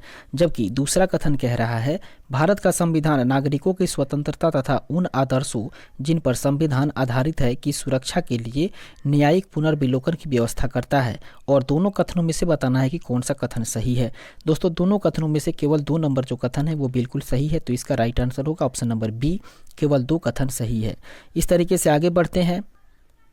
इस तरीके से इसका डिस्क्रिप्शन जो है वो कह रहा है भारत के संविधान में कहीं भी मूल ढांचे को परिभाषित नहीं किया गया है, बल्कि मूल ढांचे शब्द का उल्लेख केशवानंद भारती बनाम केरल राज्य वाद 1973 में निर्णय सुनाते हुए सर्वोच्च न्यायालय की पीठ के द्वारा किया गया है। अतः कथन एक सही नहीं है। इसके बाद देखते हैं दूसरे कथन के बारे में जो कि कह रहा है भारत का संविधान नागरिकों की स्वतंत्रता तथा उन आदर्शों जिन पर संविधान आधारित है उसकी सुरक्षा हेतु न्यायिक पुनर्विलोकन की व्यवस्था करता है। संविधान का अनुच्छेद 13 न्यायालयों को न्यायिक पुनर्विलोकन की शक्ति प्रदान करता है और यह शक्ति अनुच्छेद 32 के अंतर्गत उच्चतम न्यायालय तथा अनुच्छेद 226 के अंतर्गत उच्च न्यायालयों को प्राप्त है। इस तरीके से आगे बढ़ते हैं और देखते हैं अगले प्रश्न को। इस तरीके से 58 नंबर प्रश्न जो कि कह रहा है भारत में न्यायिक पुनर्विलोकन की शक्ति का प्रयोग किसके द्वारा किया जाता है। वो किया जाता है दोस्तों सर्वोच्च न्यायालय तथा उच्च न्यायालय के द्वारा। ऑप्शन नंबर बी इसका राइट आंसर हो जाएगा। इसके डिस्क्रिप्शन को देखें जो कि कह रहा है न्यायालय द्वारा कार्यपालिका एवं व्यवस्थापिका के कार्यों की वैधता की जांच करना अथवा व्यवस्थापिका के द्वारा निर्मित कानूनों एवं प्रशासनिक नीतियों की संवैधानिकता का परीक्षण करके उसके ऐसे उपबंधों को असंवैधानिक घोषित करना जो संविधान के अतिक्रमण करते हों न्यायिक पुनर्विलोकन कहलाता है। भारतीय संविधान में यह संयुक्त राज्य अमेरिका से उद्धृत है। भारत में संविधान के मुख्यतः अनुच्छेद 13, 32 और 136 के अंतर्गत ये शक्तियाँ सर्वोच्च न्यायालय में निहित है एवं अनुच्छेद 226 तथा 227 के अंतर्गत राज्यों के उच्च न्यायालय भी न्यायिक पुनर्विलोकन की शक्ति के संपोषक हैं। इसके बाद आगे बढ़ते हैं, देखते हैं 59 नंबर प्रश्न जो कि कह रहा है भारत के संविधान के संदर्भ में निम्नलिखित कथनों पर विचार करिए। पहला कथन जो है वो कह रहा है किसी भी केंद्रीय विधि को संवैधानिक रूप से अवैध घोषित करने की किसी भी उच्च न्यायालय की आधिकारिकता नहीं होगी। ये कथन गलत है। दूसरा कथन जो है वो कह रहा है भारत के संविधान के किसी भी संशोधन पर भारत के उच्चतम न्यायालय के द्वारा प्रश्न नहीं उठाया जा सकता। ये कथन भी बिल्कुल गलत है। इस तरीके से हम लोग देख रहे हैं ना ही कथन एक सही है और ना ही कथन 2, तो इसका राइट आंसर हो जाएगा ऑप्शन नंबर डी। आगे बढ़ते हैं और देखते हैं इसके डिस्क्रिप्शन को जो कि कह रहा है भारतीय संविधान के अनुच्छेद 13(2) के अनुसार राज्य, केंद्र एवं राज्य सरकार ऐसी कोई विधि नहीं बनाएगा जो भाग 3 के द्वारा प्रदत्त मौलिक अधिकारों को छीनती है या न्याय नहीं करती है तथा मौलिक अधिकारों के उल्लंघन में बनाई गई प्रत्येक विधि उल्लंघन की मात्रा तक शून्य होगी। इस आधार पर ही अनुच्छेद 32 के तहत उच्चतम न्यायालय और अनुच्छेद 226 के तहत उच्च न्यायालयों को न्यायिक पुनर्विलोकन की शक्ति प्राप्त है। जिसके फलस्वरूप किसी भी उच्च न्यायालय को किसी भी केंद्रीय विधि को संवैधानिक रूप से अवैध घोषित करने यदि वह सांविधिक प्रावधानों के विपरीत है की अधिकारिकता प्राप्त है। ज्ञातव्य है कि प्रश्नगत कथन 1 अनुच्छेद 228(a) के अनुरूप में 42वें संविधान संशोधन 1976 से संविधान में जोड़ा गया था, परंतु 43वें संविधान संशोधन अधिनियम 1977 से इसे निरसित कर दिया गया। साथ ही केशवानंद भारतीवाद 1973 में उच्चतम न्यायालय के द्वारा प्रस्तुत संविधान के मौलिक ढांचे की अवधारणा के तहत भारत के संविधान के किसी भी संशोधन पर भारत के उच्चतम न्यायालय द्वारा प्रश्न उठाया जा सकता है यदि यह संशोधन संविधान के मौलिक ढांचों का उल्लंघन करता प्रतीत हो, अतः प्रश्नगत दोनों कथन ही सही नहीं है। इस तरीके से आगे बढ़ते हैं और देखते हैं अगले प्रश्न को। इस तरीके से 60 नंबर प्रश्न जो कि कह रहा है न्यायिक पुनरावलोकन या न्यायिक पुनरावलोकन प्रचलित है। दोस्तों वो प्रचलित है भारत और यूएसए दोनों में। ऑप्शन नंबर डी इसका राइट आंसर हो जाएगा। इसके डिस्क्रिप्शन को देखें जो कि कह रहा है भारत के संविधान के अनुच्छेद 13 के द्वारा न्यायिक पुनरावलोकन का प्रावधान किया गया है जो संयुक्त राज्य अमेरिका के संविधान से प्रेरित है, जबकि यूके अर्थात यूनाइटेड किंगडम में संसद सर्वोच्च है और उसके द्वारा बनाए गए कानूनों को न्यायालय में चुनौती नहीं दी जा सकती। इस तरीके से आगे बढ़ते हैं और देखते हैं 61 नंबर प्रश्न जो कि कह रहा है नीचे दो कथन दिए गए हैं, एक अभिकथन ए है और दूसरा कारण आर है। पहले कथन को पढ़ते हैं। कह रहा है भारत में न्यायिक पुनरीक्षण का क्षेत्र सीमित है और वहीं कारण बता रहा है कि भारतीय संविधान में कुछ उधार की वस्तुएं हैं। सही उत्तर का चयन करके दिए गए कूट की सहायता से इसका उत्तर बताना है। इसका राइट आंसर हो जाएगा दोस्तों ऑप्शन नंबर बी, अर्थात ए और आर दोनों सत्य हैं, लेकिन आर जो है वो ए का सही व्याख्या या सही स्पष्टीकरण नहीं है। इस तरीके से ऑप्शन नंबर बी इसका सही आंसर हो जाएगा। आगे बढ़ते हैं और देखते हैं इसके डिस्क्रिप्शन को जो कि कह रहा है भारत में न्यायिक पुनरीक्षण का क्षेत्र अमेरिका की तुलना में सीमित है। हालांकि केशवानंद भारतीवाद 1973 तथा मेनका गांधीवाद 1978 आदि के बाद से सर्वोच्च न्यायालय द्वारा क्रमिक रूप से न्यायिक पुनरीक्षण के क्षेत्र को विस्तारित किया जा रहा है, फिर भी यह संवैधानिक दायरे में सीमित है।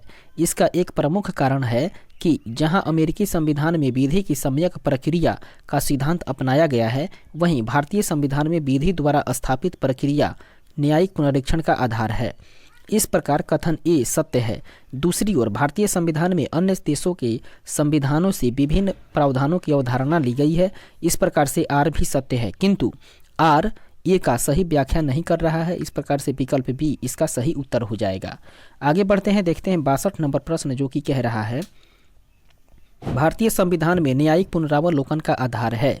दोस्तों भारतीय संविधान में न्यायिक पुनरावलोकन का आधार जो है वो है विधि के द्वारा स्थापित प्रक्रिया।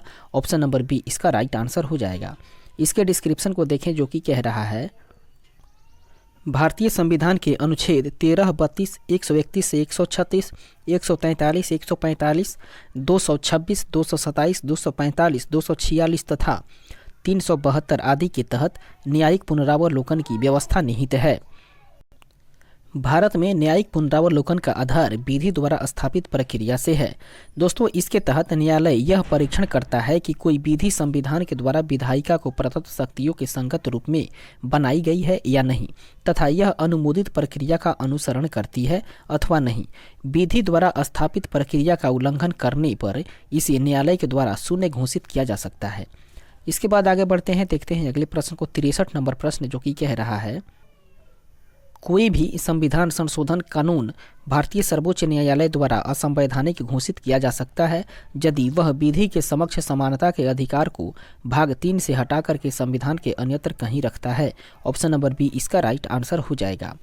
आगे बढ़ते हैं और देखते हैं इसके डिस्क्रिप्शन को जो कि कह रहा है कोई भी संविधान संशोधन कानून भारतीय सर्वोच्च न्यायालय के द्वारा असंवैधानिक घोषित किया जा सकता है यदि वह विधि के समक्ष समानता के अधिकार को भाग 3 से हटाकर संविधान में अन्यत्र कहीं रखता है, क्योंकि भाग 3 का अनुच्छेद 13(2) यह उल्लेख करता है कि राज्य ऐसी कोई विधि नहीं बना सकता जो इस भाग में दिए गए अधिकार को छीनती हो या न्यून करती हो, और यदि ऐसी कोई विधि बनाई जाती है तो वह शून्य होगी। इसके बाद आगे बढ़ते हैं, देखते हैं 64 नंबर प्रश्न जो कि कह रहा है संविधान की व्याख्या करने का अंतिम अधिकार किसे है।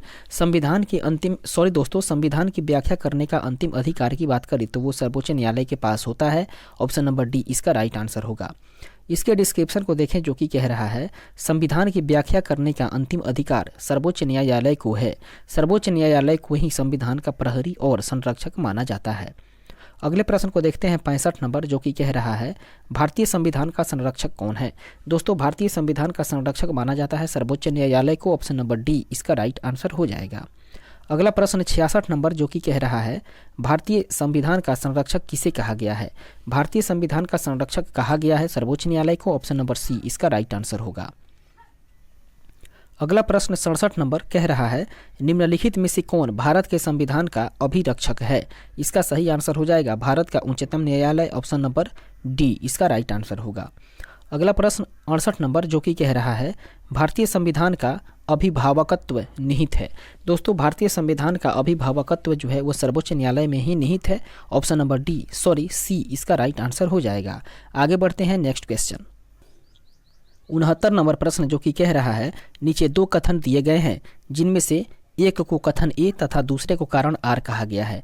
कथन ए कह रहा है केंद्रीय कानूनों की संवैधानिक वैधता के संबंध में भारत के सर्वोच्च न्यायालय की अनन्य अधिकारिकता है, जो कि बिल्कुल गलत है। और कारण आर कह रहा है सर्वोच्च न्यायालय भारतीय संविधान का संरक्षक है। इस प्रकार से कारण आर जो है वो बिल्कुल सही है।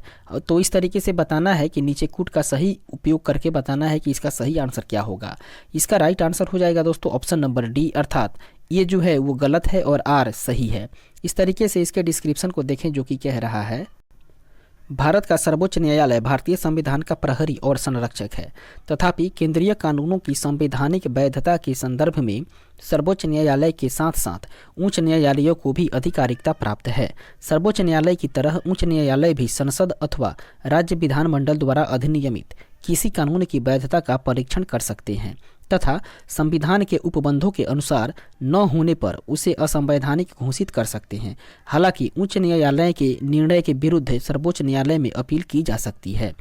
उल्लेखनीय है कि 42वें संविधान संशोधन 1976 के द्वारा संविधान में अनुच्छेद 131A के तहत केंद्रीय कानूनों की संवैधानिक या संवैधानिक वैधता से संबंधित प्रश्नों के बारे में सर्वोच्च न्यायालय की अनन्य अधिकारिकता संबंधी उपबंध तथा अनुच्छेद 226A के तहत अनुच्छेद 226 के अधीन उच्च न्यायालय की कार्यवाहियों में केंद्रीय विधियों की वैधता पर विचार न किए जाने संबंधी उपबंध किए गए थे। तथापि 43वें संविधान संशोधन 1977 के द्वारा इन्हें निरसित कर दिया गया। आयोग के द्वारा इस प्रश्न का उत्तर विकल्प ए माना गया है, जो कि उचित नहीं है।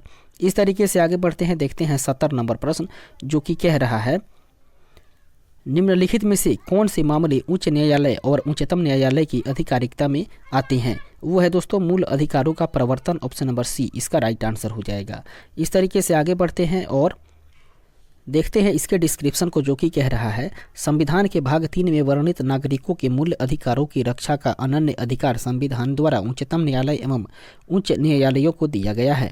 उच्चतम न्यायालय अनुच्छेद 32 के तहत तथा उच्चतम न्यायालय अनुच्छेद 32 के तहत तथा उच्च न्यायालय अनुच्छेद 226 के तहत मौलिक अधिकारों की बहाली के लिए बंदी प्रत्यक्षीकरण, परमादेश, प्रतिषेध, उत्प्रेषण और अधिकार परीक्षा संबंधी रीट निकाल सकती हैं।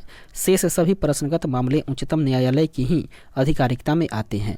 इस तरीके से 71 नंबर प्रश्न को देखें जो कि कह रहा है भारतीय संविधान के किस अनुच्छेद के तहत सर्वोच्च न्यायालय भारतीय नागरिकों के मौलिक अधिकारों की सुरक्षा करता है। वो है अनुच्छेद 32, ऑप्शन नंबर डी इसका राइट आंसर होगा। इसके डिस्क्रिप्शन को देखें जो कि कह रहा है भारतीय संविधान के अनुच्छेद 32 संवैधानिक उपचारों का अधिकार है।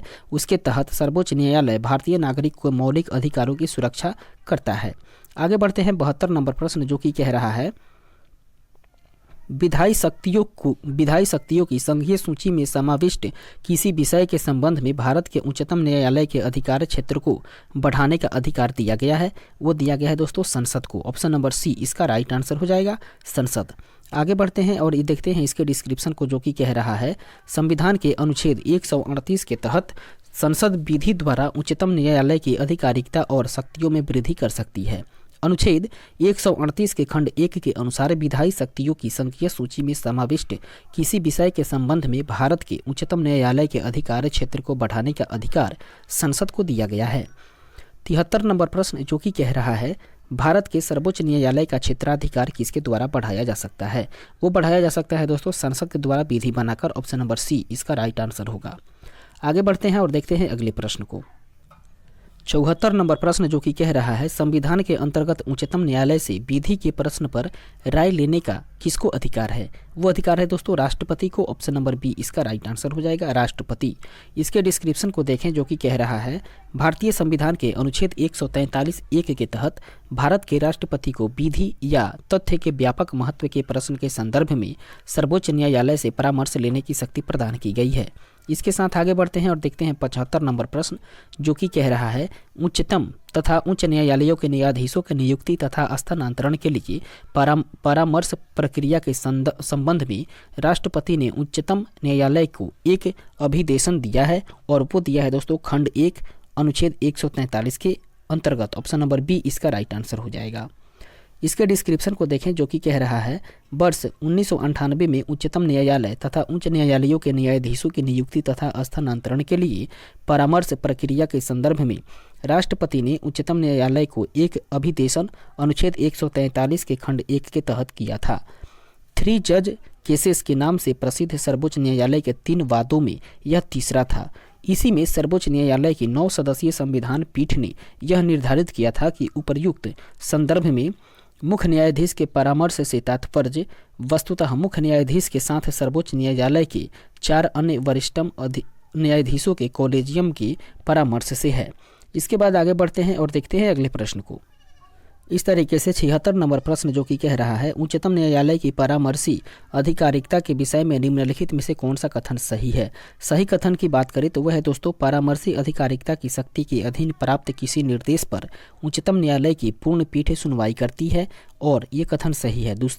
इसके बाद में जो सही कथन है वो है तीसरा, अर्थात परामर्शी अधिकारिकता के अधीन प्राप्त निर्देश पर व्यक्त किया हुआ उच्चतम न्यायालय का मत सरकार पर बाध्यकारी नहीं होता है। ये कथन भी बिल्कुल सही है, अर्थात दूसरा और तीसरा कथन सही है। तो इसका राइट आंसर हो जाएगा ऑप्शन नंबर सी, अर्थात 2 और 3 कथन सही है। आगे बढ़ते हैं और देखते हैं इसके डिस्क्रिप्शन को जो कि कह रहा है अनुच्छेद 143 के अंतर्गत राष्ट्रपति सर्वोच्च न्यायालय से 2 प्रकार के विषयों पर सलाह मांग सकता है। पहला है लोक महत्व के विषयों में विधि या तथ्य संबंधी और दूसरा है किसी पूर्व संवैधानिक संधि समझौते या अन्य समकक्षीय विषयों पर। प्रथम प्रकार के मामलों में परामर्श देना सर्वोच्च न्यायालय के लिए बाध्यकारी नहीं है, किंतु द्वितीय मामले में यह परामर्श अवश्य देता है। परामर्शी अधिकारिकता को शक्ति के अधीन प्राप्त निर्देश पर सुनवाई कम से कम 5 सदस्यीय पूर्ण पीठ करती है। न्यायालय के द्वारा दिया गया परामर्श सरकार पर बाध्यकारी नहीं होता है। यह आवश्यक नहीं है कि एक बार में केवल एक ही परामर्श हेतु निर्देश भेजा जाए। इस प्रकार से विकल्प सी जो है वो सही उत्तर हो जाएगा। 77 नंबर प्रश्न जो कि कह रहा है भारत के सर्वोच्च न्यायालय का परामर्शदात्री अधिकार से प्रयुक्त होता है और वो है दोस्तों सार्वजनिक महत्व के कानूनी या तथ्यात्मक मामलों में राष्ट्रपति को परामर्श दे सकता है। ऑप्शन नंबर ए इसका राइट आंसर हो जाएगा। इसके साथ आगे बढ़ते हैं और देखते हैं अगले प्रश्न को। 78 नंबर प्रश्न जो कि कह रहा है भारत का उच्चतम न्यायालय कानून या तथ्य के मामले में राष्ट्रपति को परामर्श देता है। इसका दोस्तों परामर्श जो देता है वो देता है तभी जब वह ऐसे परामर्श के लिए कहता है। ऑप्शन नंबर बी इसका राइट आंसर होगा। इसके बाद आगे बढ़ते हैं और देखते हैं इसके डिस्क्रिप्शन को जो कि कह रहा है अनुच्छेद 143(1) के तहत भारत का उच्चतम न्यायालय कानून या तथ्य के मामले में राष्ट्रपति को परामर्श देता है जब राष्ट्रपति उससे ऐसे परामर्श के लिए कहता या मांगता है।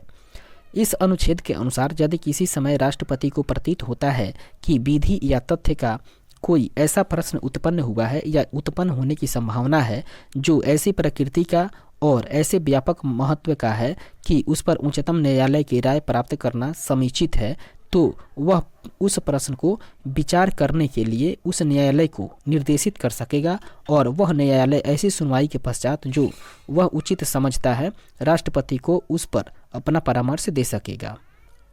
इस तरीके से 79 नंबर प्रश्न जो कि कह रहा है निम्नलिखित कथनों पर विचार करिए।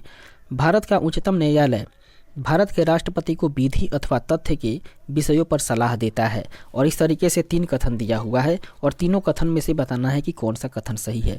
इस वाक्य के संदर्भ में देखें तो केवल कथन 2 जो है वो बिल्कुल सही है, अर्थात यदि वह ऐसी कोई सलाह मांगता है तब। ऑप्शन नंबर बी इसका राइट आंसर हो जाएगा। आगे बढ़ते हैं और देखते हैं 80 नंबर प्रश्न, जो कि कह रहा है गुजरात में विधानसभा के चुनाव वर्ष 2002 ईस्वी में स्थगित करने के चुनाव आयोग के निर्णय की अधिमान्यता पर उच्चतम न्यायालय की राय जानने के लिए राष्ट्रपति ने उच्चतम न्यायालय से अनुरोध भारतीय संविधान के कौन से अनुच्छेद के अंतर्गत किया था? वो किया था दोस्तों भारतीय संविधान के अनुच्छेद 143 के अंतर्गत। ऑप्शन नंबर बी इसका राइट आंसर हो जाएगा। इस तरीके से आगे बढ़ते हैं और देखते हैं 81 नंबर प्रश्न, जो कि कह रहा है मैं भारत के संविधान के प्रति सच्चा विश्वास और सच्ची निष्ठा रखूंगा, भारत की संप्रभुता और अखंडता को बनाए रखूंगा, अपने पद के कर्तव्यों का निर्वहन करूंगा, संविधान और कानून की रक्षा करूंगा। यह शपथ ली जाती है दोस्तों, यह शपथ जो है वो ली जाती है भारत के मुख्य न्यायाधीश के द्वारा ही। ऑप्शन नंबर बी इसका राइट आंसर हो जाएगा। आगे बढ़ते हैं और देखते हैं इसके डिस्क्रिप्शन को, जो कि कह रहा है प्रश्नगत शपथ का प्रारूप संविधान की अनुसूची 3 के तहत उच्चतम न्यायालय के न्यायाधीशों और भारत के नियंत्रक महालेखा परीक्षक द्वारा ली गई शपथ का है। इस प्रकार से सही उत्तर जो है वो विकल्प बी हो जाएगा।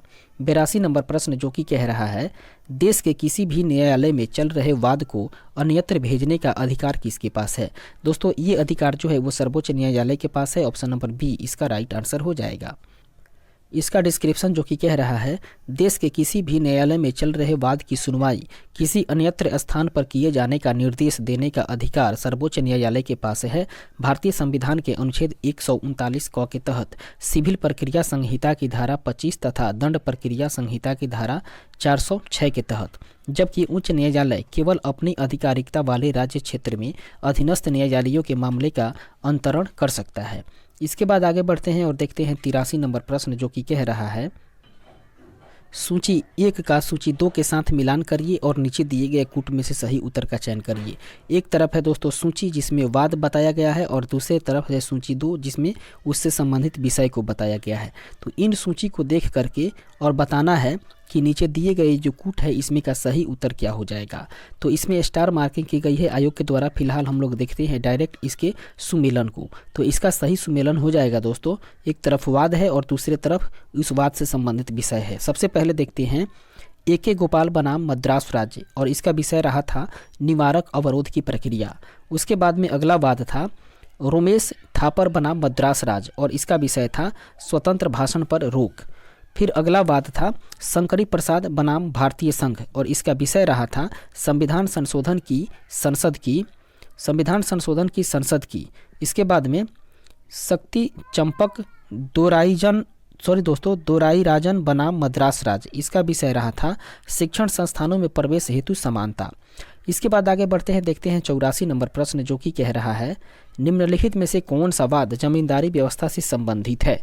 दोस्तों इसके लिए फिर हम लोग देखते हैं इसके डिस्क्रिप्शन को, जो कि कह रहा है प्रश्नगत वादों में से कामेश्वर सिंह बनाम बिहार राज्यवाद तथा पश्चिम बंगाल राज्य बनाम सुबोध गोपालवाद जमींदारी व्यवस्था तथा भूमि सुधार कानूनों से संबंधित है।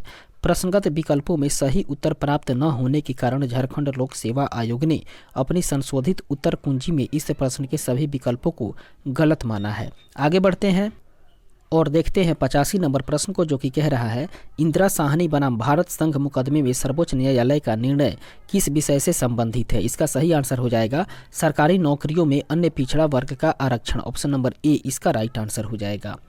इस तरीके से इसके डिस्क्रिप्शन को देखें, जो कि कह रहा है इंदिरा साहनी बनाम भारत संघवाद 1992 में सर्वोच्च न्यायालय की 9 सदस्यीय संविधान पीठ का निर्णय सरकारी नौकरियों में अन्य पिछड़ा वर्ग अर्थात ओबीसी को आरक्षण से संबंधित है। इस ऐतिहासिक निर्णय में सर्वोच्च न्यायालय ने मंडल आयोग की रिपोर्ट के आधार पर अन्य पिछड़ा वर्ग को 27% आरक्षण देने का सरकार के निर्णय को बरकरार रखा, किंतु साथ ही यह भी निर्णय दिया कि अन्य पिछड़ा वर्ग के क्रीमी लेयर या आर्थिक रूप से सशक्त भाग को इसके दायरे से बाहर रखा जाना चाहिए। और इसके साथ ही सर्वोच्च न्यायालय ने यह भी निर्धारित किया कि अनुच्छेद 15(4) और 16(4) के तहत प्रदत्त कुल आरक्षण 50% की सीमा से अधिक नहीं होनी चाहिए। इसके बाद में देखते हैं 86 नंबर प्रश्न, जो कि कह रहा है हाल ही में उच्चतम न्यायालय ने प्रवासी पंचाट निर्धारण अधिनियम 1983 को संविधान के किस अनुच्छेद के अंतर्गत केंद्र के पावन कर्तव्य के उल्लंघन पर असंवैधानिक घोषित किया है? इसका सही आंसर हो जाएगा अनुच्छेद 355। ऑप्शन नंबर ए इसका राइट आंसर होगा। इसके डिस्क्रिप्शन को देखें जो कि कह रहा है, उच्चतम न्यायालय ने 13 जुलाई 2005 ईस्वी को सर्बानंद सोनोवाल बनाम भारत संघवाद में किए गए अपने फैसले के तहत प्रवासी पंचाट निर्धारण अधिनियम 1983 को संविधान के अनुच्छेद 355 के उल्लंघन के आधार पर असंवैधानिक घोषित कर दिया। उच्चतम न्यायालय के अनुसार प्रवासी पंचाट अधिनियम 1983 अवैध रूप से भारत में घुसपैठ को बढ़ावा दे रहा था। इस कानून के रहते केंद्र अनुच्छेद 355 के तहत देश की सुरक्षा एवं संरक्षा के अपने उत्तरदायित्व को नहीं निभा पा रहा था। दोस्तों, उच्चतम न्यायालय ने यह फैसला असम में भारी संख्या में बांग्लादेशी की अवैध घुसपैठ के संदर्भ में दिया था। अनुच्छेद 355 में उपबंधित है कि संघ का यह कर्तव्य होगा कि वह बाह्य आक्रमण एवं आंतरिक अशांति से प्रत्येक राज्य की संरक्षा करे और प्रत्येक राज्य की सरकार का इस संविधान के उपबंधों के अनुसार चलाया जाना सुनिश्चित करे। अगला प्रश्न 87 नंबर जो कि कह रहा है, TDSAT के निर्णयों को चुनौती दी जा सकती है। उसकी निर्णयों को चुनौती दिया जा सकता है दोस्तों हाई कोर्ट तथा सुप्रीम कोर्ट में। ऑप्शन नंबर सी इसका राइट आंसर हो जाएगा। इसका डिस्क्रिप्शन कह रहा है, telecom disputes settlement and appeal tribunal अर्थात TDSAT की स्थापना 1997 ईस्वी के भारतीय दूरसंचार विनायक प्राधिकरण अधिनियम में वर्ष 2000 ईस्वी में किए गए संशोधन के द्वारा की गई थी। इसका उद्देश्य दूरसंचार क्षेत्र में किसी भी विवाद का न्यायिक समाधान करना है। दूरसंचार, ब्रॉडकास्टिंग और एयरपोर्ट ट्रैफिक संबंधी मामलों में इसके निर्णयों के विरुद्ध केवल सुप्रीम कोर्ट में अपील की जा सकती है, जबकि साइबर मामले में इसके निर्णय के विरुद्ध हाई कोर्ट में अपील की जा सकती है। इसके बाद आगे बढ़ते हैं और देखते हैं 88 नंबर प्रश्न जो कि कह रहा है, भारत के उच्चतम न्यायालय के मुख्य न्यायमूर्ति का सही क्रम क्या है। दोस्तों, इसका राइट आंसर हो जाएगा सबसे पहले HL दत्तू, TS ठाकुर, जगदीश सिंह खेहर। इस तरीके से इसका राइट आंसर होगा option number D.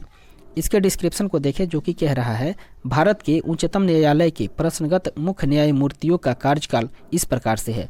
Justice BP Sinha जिनका कार्यकाल है 1/10/1959 से लेकर के 31/1/1964 ईस्वी तक। इस तरीके से ये सभी इनका कार्यकाल रहा है, सभी जजों का, सभी न्यायाधीशों का। तो आप लोग इसे एक बार पढ़ लेंगे, इसे आप लोग इसे देख लेंगे और कॉपी में हो सके तो इसे लिखने का भी प्रयास करेंगे, जिससे पूरी तरीके से दिमाग में बैठ जाए। फिलहाल हम लोग आगे बढ़ते हैं और देखते हैं अगले प्रश्न को। 89 नंबर प्रश्न जो कि कह रहा है, निम्नलिखित में से कौन चौथी महिला जज हैं जिन्हें अप्रैल 2010 ईस्वी में भारत के उच्चतम न्यायालय में नियुक्त किया गया है। वो है दोस्तों जस्टिस ज्ञान सुधा मिश्रा। ऑप्शन नंबर सी इसका राइट आंसर होगा। इसके डिस्क्रिप्शन को देखें जो कि कह रहा है, प्रश्नकाल के दौरान उच्चतम न्यायालय में एकमात्र महिला न्यायाधीश जस्टिस ज्ञान सुधा मिश्रा थी, जिन्हें राष्ट्रपति के द्वारा अप्रैल 2010 ईस्वी में नियुक्ति प्रदान की गई थी। इसके पूर्व ये पटना उच्च न्यायालय के मुख्य न्यायाधीश हुआ करती थी और इनसे पूर्व जस्टिस फातिमा बीबी, जस्टिस सुजाता मनोहर तथा जस्टिस रूमा पाल भी उच्चतम न्यायालय में न्यायाधीश के पद को सुशोभित कर चुकी थी। 13 सितंबर 2011 ईस्वी को जस्टिस रंजना प्रकाश देसाई सर्वोच्च न्यायालय में न्यायाधीश नियुक्त हुई थी तथा वे सर्वोच्च न्यायालय की 5वीं महिला न्यायाधीश बनी थी।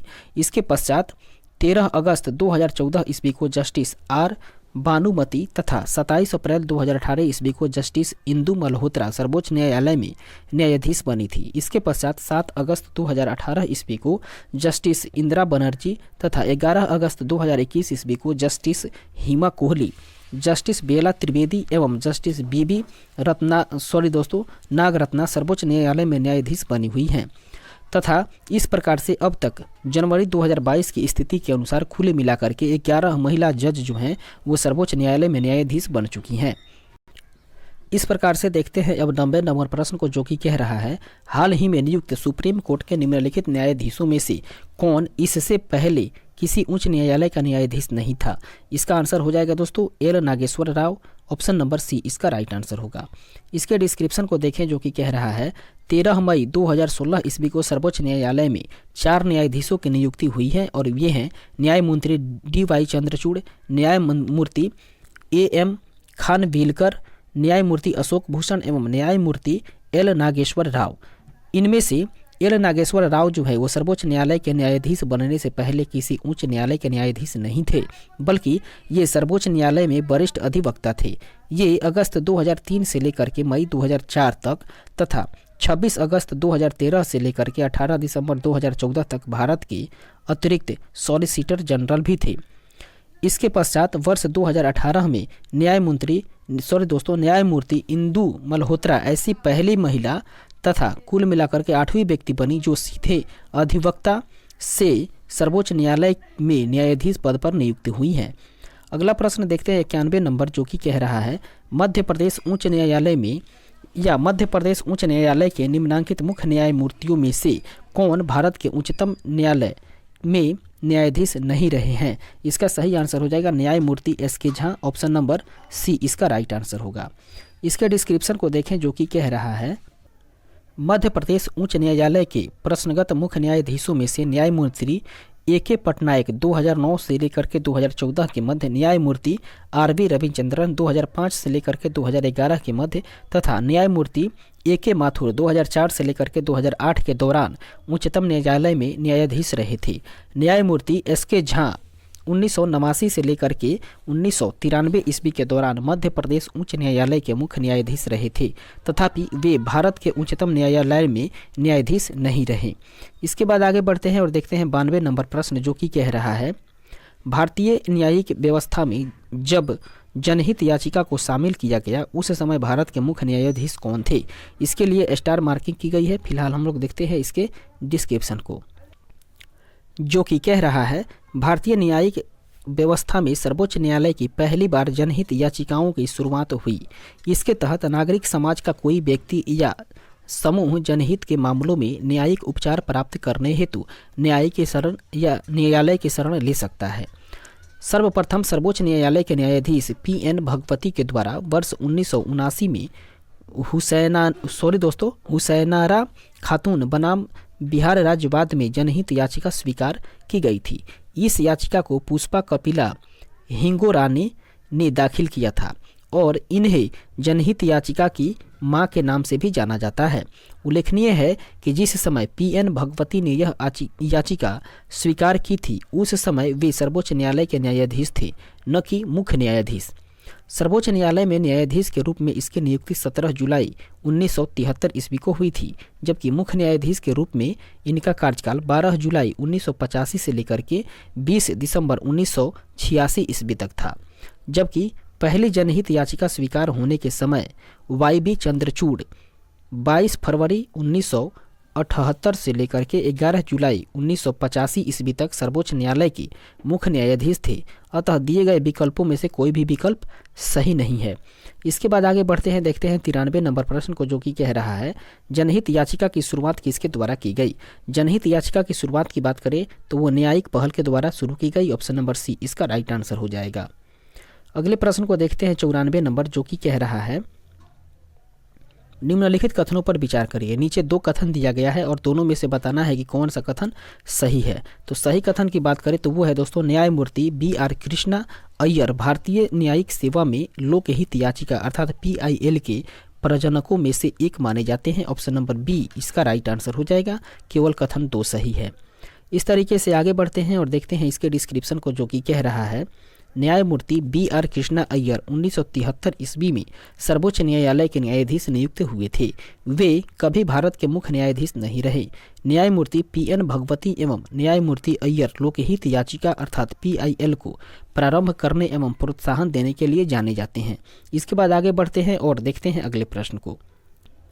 इस तरीके से 95 नंबर प्रश्न, जो कि कह रहा है PIL है, अर्थात PIL का पूर्ण रूप की बात करें तो वो हो जाएगा public interest litigation, option number A इसका राइट आंसर हो जाएगा। आगे बढ़ते हैं और देखते हैं इसके डिस्क्रिप्शंस को, जो कि कह रहा है PIL का पूर्ण रूप है पब्लिक इंटरेस्ट लिटिगेशन अर्थात जनहित याचिका। जनहित याचिका उच्च न्यायालयों एवं उच्चतम न्यायालयों दोनों में प्रस्तुत की जा सकती है। आगे बढ़ते हैं और देखते हैं 96 नंबर प्रश्न, जो कि कह रहा है जनहित याचिका अर्थात PIL कहां पर प्रस्तुत की जा सकती है। इसका राइट आंसर हो जाएगा उच्च न्यायालयों एवं सर्वोच्च न्यायालय दोनों में, ऑप्शन नंबर डी इसका राइट आंसर होगा। इस तरीके से आगे बढ़ते हैं और देखते हैं 97 नंबर प्रश्न को, जो कि कह रहा है निम्नलिखित कथनों पर विचार करके सही उत्तर निम्न कूट की सहायता से चुनना है। पहला कथन कह रहा है जनहित याचिका जन सहयोगी नागरिकों को न्यायालय तक जाने की स्वीकृति देती है दोस्तों, जबकि ये कथन जो है बिल्कुल सही है। और कारण आर जो है वो कह रहा है जन सहयोगी व्यक्ति उस व्यक्ति के लिए न्याय मांग सके जो किसी कारण से न्याय तक पहुंच पाने में असमर्थ है। इस प्रकार से यह कथन भी बिल्कुल सही है और आर जो है वो ए का सही स्पष्टीकरण है, तो इसका राइट आंसर हो जाएगा ऑप्शन नंबर ए, इसका सही आंसर हो जाएगा। आगे बढ़ते हैं और देखते हैं इसके डिस्क्रिप्शन को, जो कि कह रहा है जनहित याचिका के माध्यम से नागरिक समाज का कोई व्यक्ति या समूह किसी व्यक्ति समूह या समाज के हित संबंधी मामलों में न्यायिक उपचार की प्राप्ति हेतु न्यायालय जा सकता है। इस प्रकार कथन एवं कारण दोनों सही है और कारण कथन की सही व्याख्या भी है। आगे बढ़ते हैं 98 नंबर प्रश्न, जो कि कह रहा है लोकहितवाद अर्थात मुकदमे की संकल्पना का उद्गम देश कौन सा है। वो है दोस्तों यूएसए, ऑप्शन नंबर सी इसका राइट आंसर हो जाएगा। इसके डिस्क्रिप्शन को देखें, जो कि कह रहा है लोकहितवाद अर्थात मुकदमे की संकल्पना का उद्भव यूएसए अर्थात अमेरिका से हुआ है। आगे बढ़ते हैं नेक्स्ट क्वेश्चन। इस तरीके से 99 नंबर प्रश्न, जो कि कह रहा है जनहित याचिका की अवधारणा की शुरुआत किस देश से हुई है। दोस्तों इसकी शुरुआत हुई है संयुक्त राज्य अमेरिका से, ऑप्शन नंबर बी इसका राइट आंसर हो जाएगा। और इसके डिस्क्रिप्शन को हम लोग ऊपर के प्रश्न में देख चुके हैं। फिलहाल देखते हैं 100 नंबर प्रश्न, जो कि कह रहा है भारत में न्यायिक सक्रियता संबंधित है। भारत में न्यायिक सक्रियता जो है वो जनहित याचिका से संबंधित है, ऑप्शन नंबर बी इसका राइट आंसर हो जाएगा। इसके डिस्क्रिप्शन को देखें, जो कि कह रहा है भारत में न्यायिक सक्रियता यद्यपि न्यायिक पुनरावलोकन और जनहित याचिका दोनों से संबंधित है, तथापि वस्तुतः जनहित याचिका की प्रक्रिया के माध्यम से ही न्यायिक सक्रियता भारत में सामाजिक परिवर्तन की वाहक के रूप में उभरी है। इस प्रकार से प्रश्नगत विकल्पों में सर्वाधिक उचित विकल्प जो है वो बी हो जाएगा। इसके बाद आगे बढ़ते हैं और देखते हैं अगले प्रश्न को, 101 नंबर प्रश्न, जो कि कह रहा है यह किसने कहा कि न्यायिक सक्रियतावाद को न्यायिक जोखिमवाद नहीं होना चाहिए। ये कहा था दोस्तों न्यायमूर्ति एएस आनंद, ऑप्शन नंबर बी इसका राइट आंसर हो जाएगा। इसके डिस्क्रिप्शन को देखें, जो कि कह रहा है भारत के पूर्व मुख्य न्यायाधीश न्यायमूर्ति एएस आनंद ने एक सार्वजनिक व्याख्यान में कहा था कि न्यायिक सक्रियतावाद को न्यायिक जोखिमवाद नहीं होना चाहिए तथा न्यायाधीशों को अपने न्यायिक कर्तव्यों के क्रियान्वयन के संदर्भ में आत्मानुशासित एवं सावधान रहना चाहिए। इसके बाद आगे बढ़ते हैं, देखते हैं 102 नंबर प्रश्न, जो कि कह रहा है सितंबर 2003 ईस्वी में न्यायालय के एक निर्णय से भारतीय समाज में महिलाओं की स्थिति प्रतिष्ठित हुई है और वह न्यायालय है भारत का सर्वोच्च न्यायालय, ऑप्शन नंबर ए इसका राइट आंसर हो जाएगा। इसके डिस्क्रिप्शन को देखें, जो कि कह रहा है 23 सितंबर 2003 ईस्वी को सर्वोच्च न्यायालय के न्यायमूर्ति एम.बी. शाह एवं न्यायमूर्ति डॉक्टर ए.आर. लक्ष्मण की पीठ ने विजय लक्ष्मी बनाम पंजाब विश्वविद्यालय एवं अन्य के बाद में दिए गए अपने निर्णय में यह अभिनिर्धारित किया कि लड़कियों के लिए सरकारी कॉलेजों में प्रधानाचार्य पद पर नियुक्ति हेतु किसी महिला को वरीयता देना भारतीय संविधान के अनुच्छेद 14, 15 एवं 16 में वर्णित समानता के अधिकारों का उल्लंघन नहीं है। इस तरीके से आगे बढ़ते हैं और देखते हैं 103 नंबर प्रश्न, जो कि कह रहा है विशाखा व अन्य बनाम राजस्थान राज्य व अन्य मुकदमा संबंधित है। दोस्तों ये मुकदमा जो है वो कार्यस्थल पर महिलाओं के यौन उत्पीड़न की रोकथाम से संबंधित है, ऑप्शन नंबर डी इसका राइट आंसर हो जाएगा। इस तरीके से आगे बढ़ते हैं और देखते हैं इसके डिस्क्रिप्शन को, जो कि कह रहा है विशाखा व अन्य बनाम राजस्थान राज्य व अन्य बनाम 1997 कार्यस्थल पर महिलाओं के यौन उत्पीड़न की रोकथाम से संबंधित है। इस मामले में सर्वोच्च न्यायालय ने ऐतिहासिक निर्णय देते हुए कार्यस्थल पर महिलाओं के उत्पीड़न को संविधान के अनुच्छेद 14, 19 और 21 का स्पष्ट उल्लंघन माना था तथा इसकी रोकथाम के लिए व्यापक दिशा निर्देश जारी किए थे, जिन्हें विशाखा दिशा निर्देश के नाम से भी अभिहित किया जाता है। आगे बढ़ते हैं 104 नंबर प्रश्न, जो कि कह रहा है उच्चतम न्यायालय ने निम्नलिखित में से किस मामले में पाया कि केंद्रीय अन्वेषण शाखा एक पिंजराबंद तोता है। वो पाया दोस्तों कोयला आवंटन घोटाला के बाद, ऑप्शन नंबर डी इसका राइट आंसर हो जाएगा। अर्थात कोयला आवंटन घोटाला बाद में ही ये पाया, ऑप्शन नंबर डी इसका राइट आंसर होगा। इसके डिस्क्रिप्शन को देखें, जो कि कह रहा है उच्चतम न्यायालय ने कोयला आवंटन घोटाला वाद की सुनवाई के दौरान सीबीआई को पिंजरा बंद तोता की संज्ञा दी है। आगे बढ़ते हैं 105 नंबर प्रश्न, जो कि कह रहा है समलैंगिकता संबंधी सर्वोच्च न्यायालय का निर्णय निम्नलिखित में से किससे संबंधित है। दोस्तों इसका निर्णय जो है वो भादस की धारा 377 से संबंधित है। ऑप्शन नंबर ए इसका राइट आंसर हो जाएगा, अर्थात भारतीय दंड संहिता की धारा 377 से संबंधित है। इसके डिस्क्रिप्शन को देखें, जो कि कह रहा है 6 सितंबर 2018 ईस्वी को सर्वोच्च न्यायालय की 5 सदस्यीय संविधान पीठ ने विभिन्न याचिकाओं पर सुनवाई करते हुए भारतीय दंड संहिता अर्थात आईपीसी की धारा 377 को आंशिक रूप से असंवैधानिक घोषित किया। ज्ञातव्य है कि आईपीसी की धारा 377 अप्राकृतिक यौन अपराधों से संबंधित है। इसके बाद आगे बढ़ते हैं और देखते हैं 106 नंबर प्रश्न और इस टॉपिक का आखिरी प्रश्न, जो कि कह रहा है किस कानून के अंतर्गत यह विहित है कि भारत के उच्चतम न्यायालय की संपूर्ण कार्यवाही अंग्रेजी भाषा में होगी। इसका राइट आंसर हो जाएगा भारतीय संविधान के अनुच्छेद 348 के द्वारा। ऑप्शन नंबर डी इसका राइट आंसर हो जाएगा। आगे बढ़ते हैं और देखते हैं इसके डिस्क्रिप्शंस को, जो कि कह रहा है भारतीय संविधान के अनुच्छेद 348 में उच्चतम न्यायालय और उच्च न्यायालयों में और अधिनियमों, विधेयकों आदि के लिए प्रयोग की जाने वाली भाषा के संबंध में उपबंध किया गया है। इससे स्पष्ट उल्लेख है कि इस भाग के पूर्वगामी उपबंधों में किसी बात के होते हुए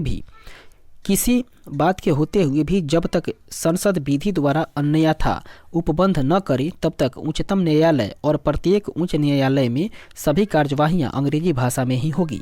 इस तरीके से यहाँ पर हम लोगों ने समाप्त किया सर्वोच्च न्यायालय से संबंधित जितने भी प्रश्न आयोग के द्वारा पूछे गए थे उस प्रश्नों को हम लोगों ने देखा। और इसके बाद हम लोग मिलेंगे एक और सेशन में, जिसमें हम लोग चर्चा करेंगे राज्यपाल से संबंधित प्रश्नों के बारे में जानकारी प्राप्त करेंगे। और अभी तक हम लोग अपने सेशन में जितने भी प्रश्न को देखे हैं उस प्रश्नों के आधार पर अपने सेशन को यहीं पे विराम लगाएंगे और यहीं पे रुकेंगे। फिर मिलेंगे अगले एक सेशन में एक बढ़िया टॉपिक के साथ, एक अच्छे टॉपिक के साथ। तब तक के लिए धन्यवाद।